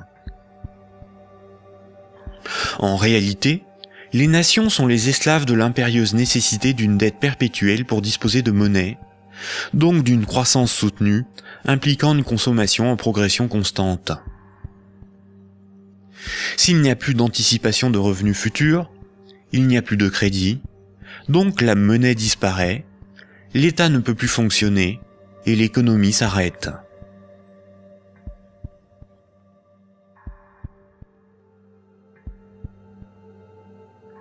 La monnaie en circulation est créée par les banques contre intérêt lorsqu'elles accordent des crédits et détruite lors du remboursement des crédits. Ce cycle monétaire garantit aux banques une rente perpétuelle.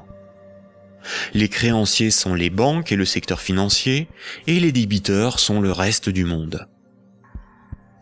Notre système économique n'est en rien libéral, puisque nous sommes dépendants des banques pour réaliser le moindre échange économique. Nous ne sommes pas libres de ne pas être endettés. La rareté de la monnaie organise la concurrence entre les individus, entre les entreprises, entre les nations. Les banques créent la monnaie en fonction de leurs propres intérêts et non en fonction de l'intérêt général. Les conflits armés sont plus lucratifs que la diplomatie. La concurrence, plus dépensière que la coopération. La spéculation plus rentable que le social.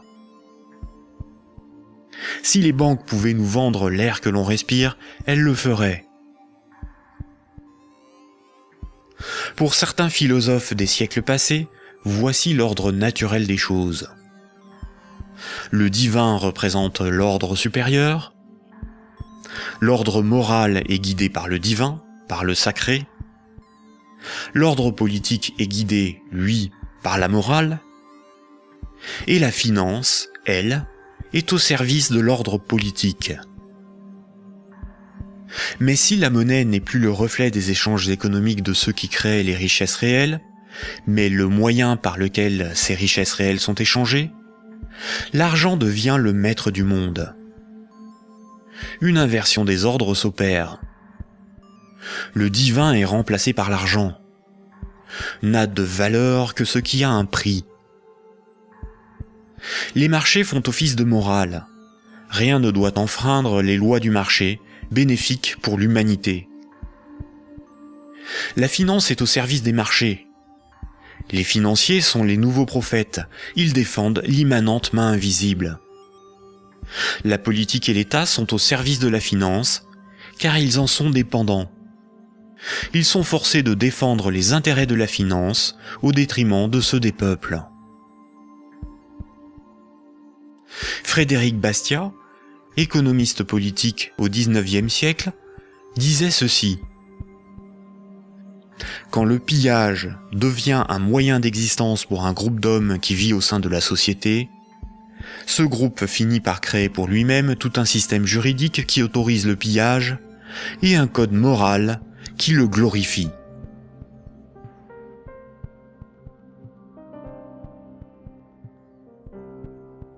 Récapitulons. Voici les points importants qu'il faut retenir. Avant l'invention de la monnaie, les systèmes de comptabilité des dettes permettaient aux hommes d'échanger librement des biens et des services. Il était simplement noté ce qui était donné ou les services rendus, à qui et quand, de sorte à s'assurer que chacun donnait autant qu'il recevait. Les hommes se faisaient confiance, c'est ce qui leur permettait de se faire crédit. C'est environ 700 ans avant Jésus-Christ que la monnaie a été créée comme un outil de domination au service de souverains ou d'États. Le souverain payait ses soldats avec une monnaie qu'il fabriquait lui-même. Les soldats forçaient les paysans à accepter cette monnaie comme paiement. Le souverain s'assurait que personne d'autre ne produisait cette monnaie. Les faux monnayeurs étaient sévèrement punis. Le souverain levait ensuite un impôt dans sa propre monnaie. Les paysans étaient donc obligés de se procurer de la monnaie du souverain pour payer leurs impôts et éviter de finir esclaves, emprisonnés ou pendus. La monnaie permettait donc au souverain de payer son armée, de maintenir l'ordre par la violence et d'extorquer des biens et services à ses sujets. Dès lors, le terme de dette a été progressivement dévoyé. On disait que ceux qui ne payaient pas leurs impôts avaient une dette envers le souverain. C'est faux. Pour qu'un sujet ait une dette envers le souverain, il aurait fallu que le souverain lui ait d'abord donné quelque chose de valeur. Or, le souverain exigeait avec violence et sans contrepartie de la monnaie qu'il était le seul à fabriquer. Le mythe de la monnaie remplaçant le troc masque le fait que celui qui a le pouvoir de créer la monnaie peut s'approprier le travail d'autrui sans contrepartie. De nos jours, les institutions qui créent la monnaie sont les banques commerciales privées dont le but est le profit. Elles créent la monnaie lorsqu'elles accordent des crédits, et elles détruisent la monnaie lorsque les emprunteurs remboursent leurs crédits. En fonction de leur bilan, les banques créent aussi de la monnaie à partir de rien pour leurs propres dépenses. Quand, par exemple, on demande du pain à quelqu'un, il est bien normal de le lui rendre plus tard. On a une dette envers cette personne. C'est la morale qui nous dicte ce comportement, à juste titre. Mais quand une banque fait crédit, elle ne prête pas l'argent qu'elle possède. Elle le crée à partir de rien. Quand un emprunteur est endetté vis-à-vis d'une banque, la banque ne lui a rien donné. Elle exige pourtant qu'on lui rende quelque chose qu'elle ne possédait pas avant d'accorder le crédit, majoré d'un intérêt pour le service rendu.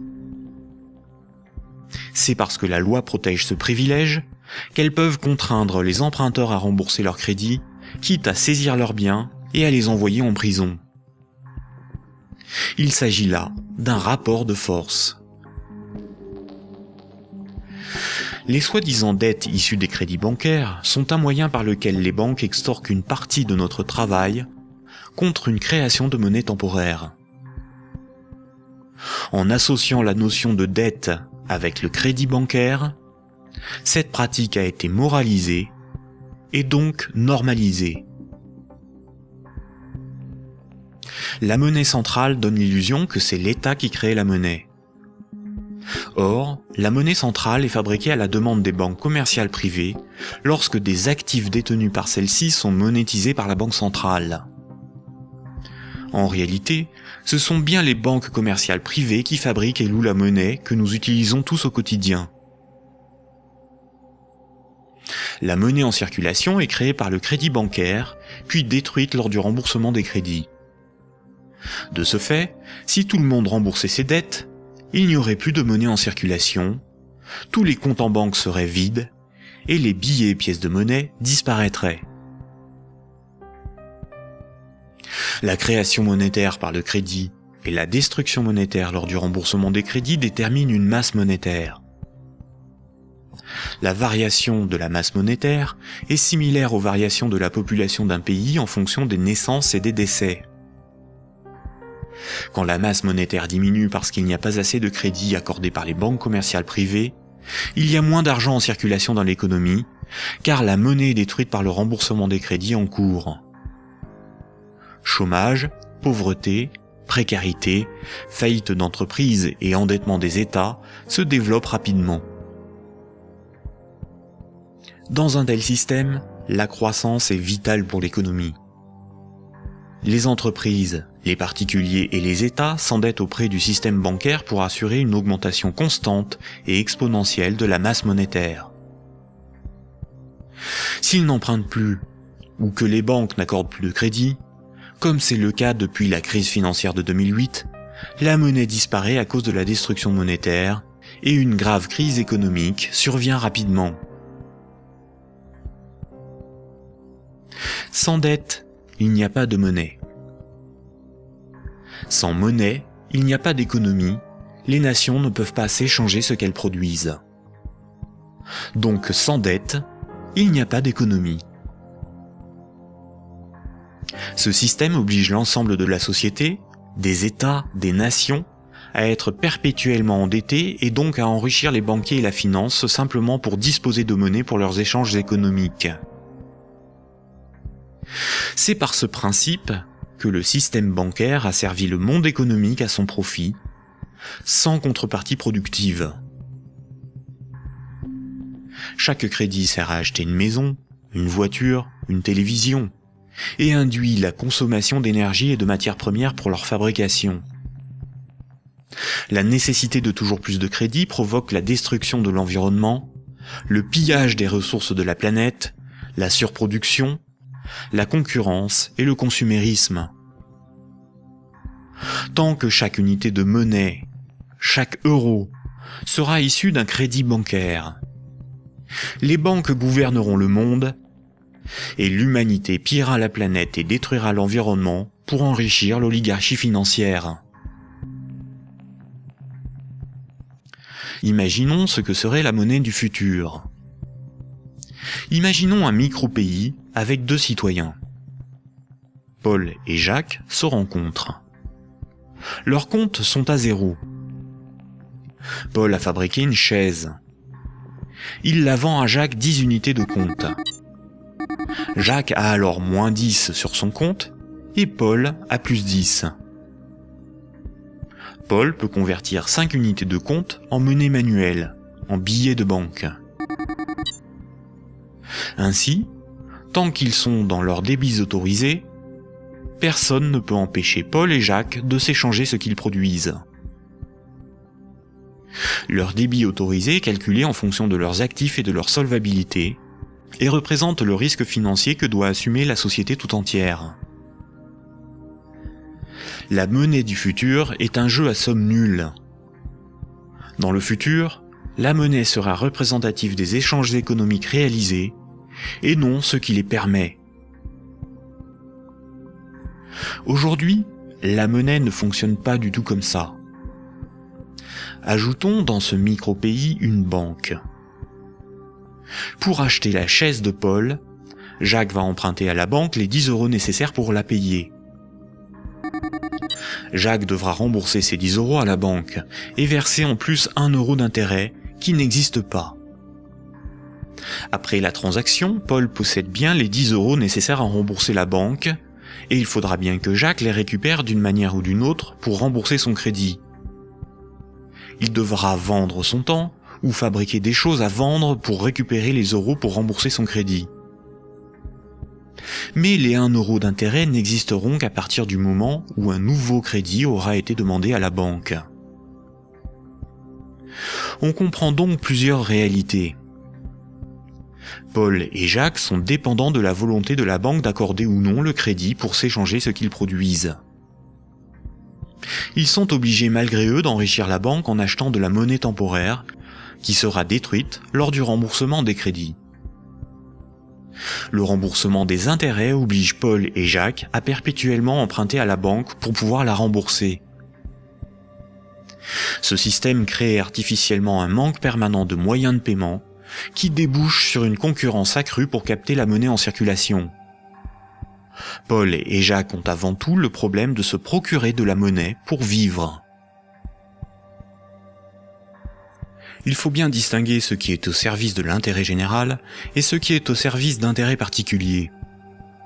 L'intérêt général, c'est l'intérêt du plus grand nombre, des nations dans leur ensemble.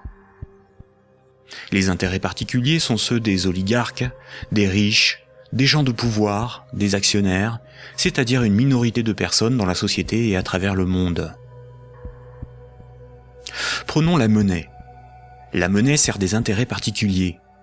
Elle sert les intérêts de ceux qui la fabriquent, c'est-à-dire les banques commerciales privées et la finance, dont le but est l'enrichissement. La monnaie existe parce qu'il y a ce qu'on appelle des dettes. Ces dettes ne servent que des intérêts particuliers. La bourse et la spéculation, les marchés financiers, représentent très majoritairement des intérêts particuliers. La rémunération de l'épargne et des comptes courants des déposants, de l'homme de la rue, est marginale en comparaison des bénéfices engrangés par l'industrie financière. Le système politique, qui est censé défendre l'intérêt général, est forcé de protéger les privilèges des banques, des corporations et de la finance. Depuis les Lumières et la Révolution française, les régimes politiques basés sur l'élection de représentants ont été voulus parce qu'ils sont antidémocratiques.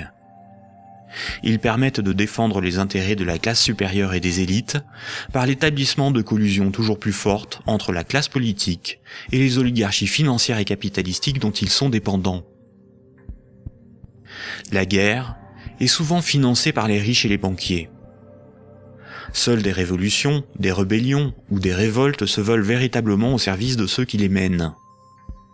Les guerres, elles, ne servent que rarement l'intérêt général. La science, l'environnement, la santé, l'éducation, le progrès technique sont au service de l'intérêt général. En réalité, avec la privatisation de l'ensemble de ces domaines, ils sont de plus en plus au service d'intérêts particuliers afin d'en tirer le maximum de profit. La généralisation de l'économie de marché s'accompagne d'une concentration des richesses telle qu'à l'échelle mondiale, les 85 personnes les plus riches ont autant que les 3,5 milliards les plus pauvres. Et ces disparités ne cessent aussi de s'accroître dans les pays développés. La majorité productive s'appauvrit quand une minorité financière et capitalistique s'enrichit. Les riches n'ont jamais été aussi riches. Comment en est-on arrivé à une telle situation ? Pourquoi n'y a-t-il pas de mobilisation ou de révolte contre le capitalisme et la finance déchaînée qui ne cessent de dicter leurs lois aux nations ? La dictature parfaite serait une dictature qui aurait les apparences de la démocratie, une prison sans murs dont les prisonniers ne songeraient pas à s'évader. Un système d'esclavage où, grâce à la consommation et au divertissement, les esclaves auraient l'amour de leur servitude. Aldous Huxley, dans Le meilleur des mondes. La croissance, essentielle à la domination de la finance, nécessite des travailleurs consommateurs dociles et manipulables. La télévision les divertit par les jeux, les séries, le voyeurisme de la télé-réalité et un flot d'informations brutes, sans aucune analyse, ne jouant que sur la force des images, l'émotionnel et les peurs primaires.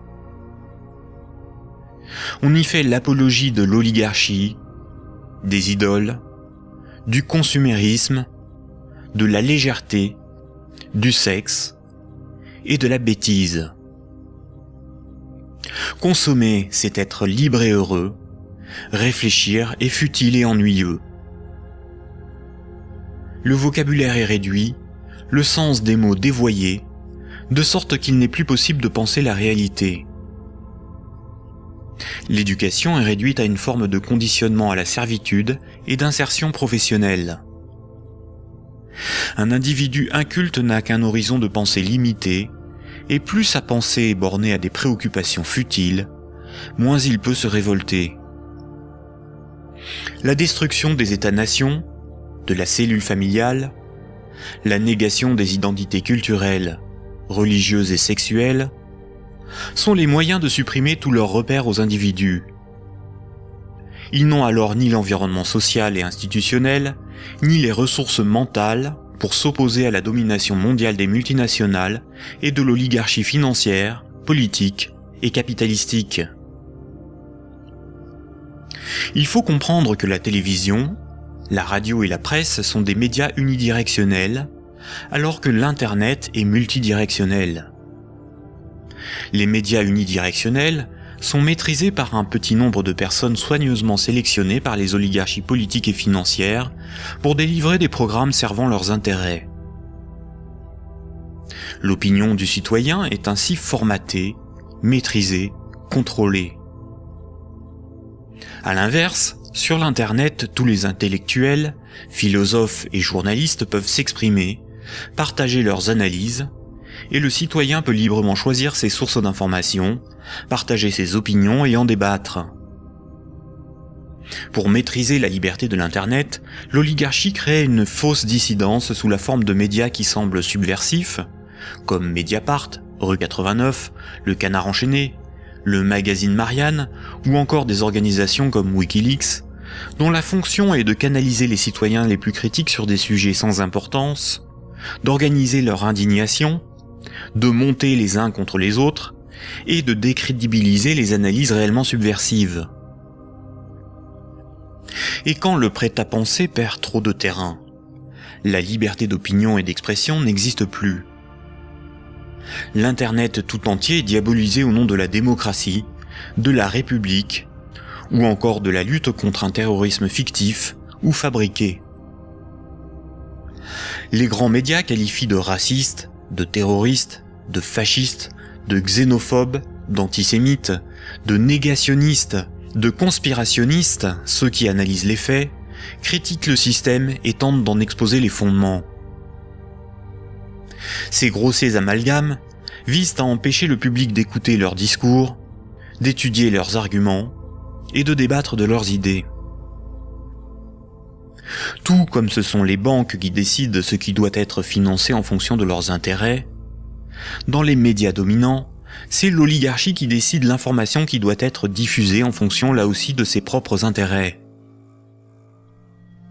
Le contrôle du vecteur soit de la richesse, c'est-à-dire la monnaie, soit de la connaissance et des idées, c'est-à-dire les médias, soit encore du système législatif, c'est-à-dire le gouvernement représentatif non démocratique, sont les instruments de la domination des oligarchies. Dès lors, il ne faut pas tomber dans la provocation, l'extrémisme ou la violence. La violence et la provocation sont ce que le système attend pour justifier la censure, le contrôle d'Internet et la mise en place d'un État policier. Il ne faut pas non plus dépenser son énergie sur des détails. Il faut au contraire remettre en cause les fondamentaux sur lesquels repose ce système de domination. Tous les mouvements progressistes, sociaux ou alternatifs, quelle que soit leur forme, associations, partis politiques, ONG, et quelle que soit leur cause, devraient faire la promotion de 3 changements décisifs pour le monde de demain. Premier point. Remettre la création monétaire au service de l'intérêt général. Tant que ce sont les banques qui décident ce qui mérite d'être ou de ne pas être financé en fonction de leurs propres intérêts, le pouvoir politique et le libéralisme ne sont qu'illusions.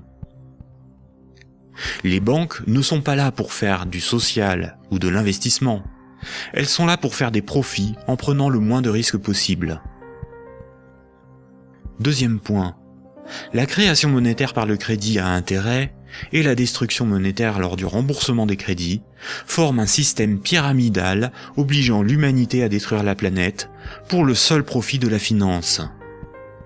Nous devons mettre en place un système monétaire permettant d'adapter notre niveau de vie aux ressources de la planète et garantir ainsi un environnement viable aux générations futures. Troisième point, instaurer un système politique réellement démocratique. Seule une véritable démocratie permettra de garantir que les 2 premiers points sont durablement défendus. Contrairement à ce que les élites veulent nous faire croire, des peuples éclairés sont tout à fait à même d'établir une politique qui défend leurs propres intérêts et les intérêts des générations futures. Ces 3 points sont intimement liés. Sans une monnaie réellement publique, le lobby bancaire aura toujours la capacité de faire plier les gouvernements et changer les institutions. Un régime réellement démocratique, où c'est le peuple qui vote lui-même les lois, permet à la nation de s'opposer à toute privatisation de la monnaie et est la garante du maintien de la finance au service de l'intérêt général.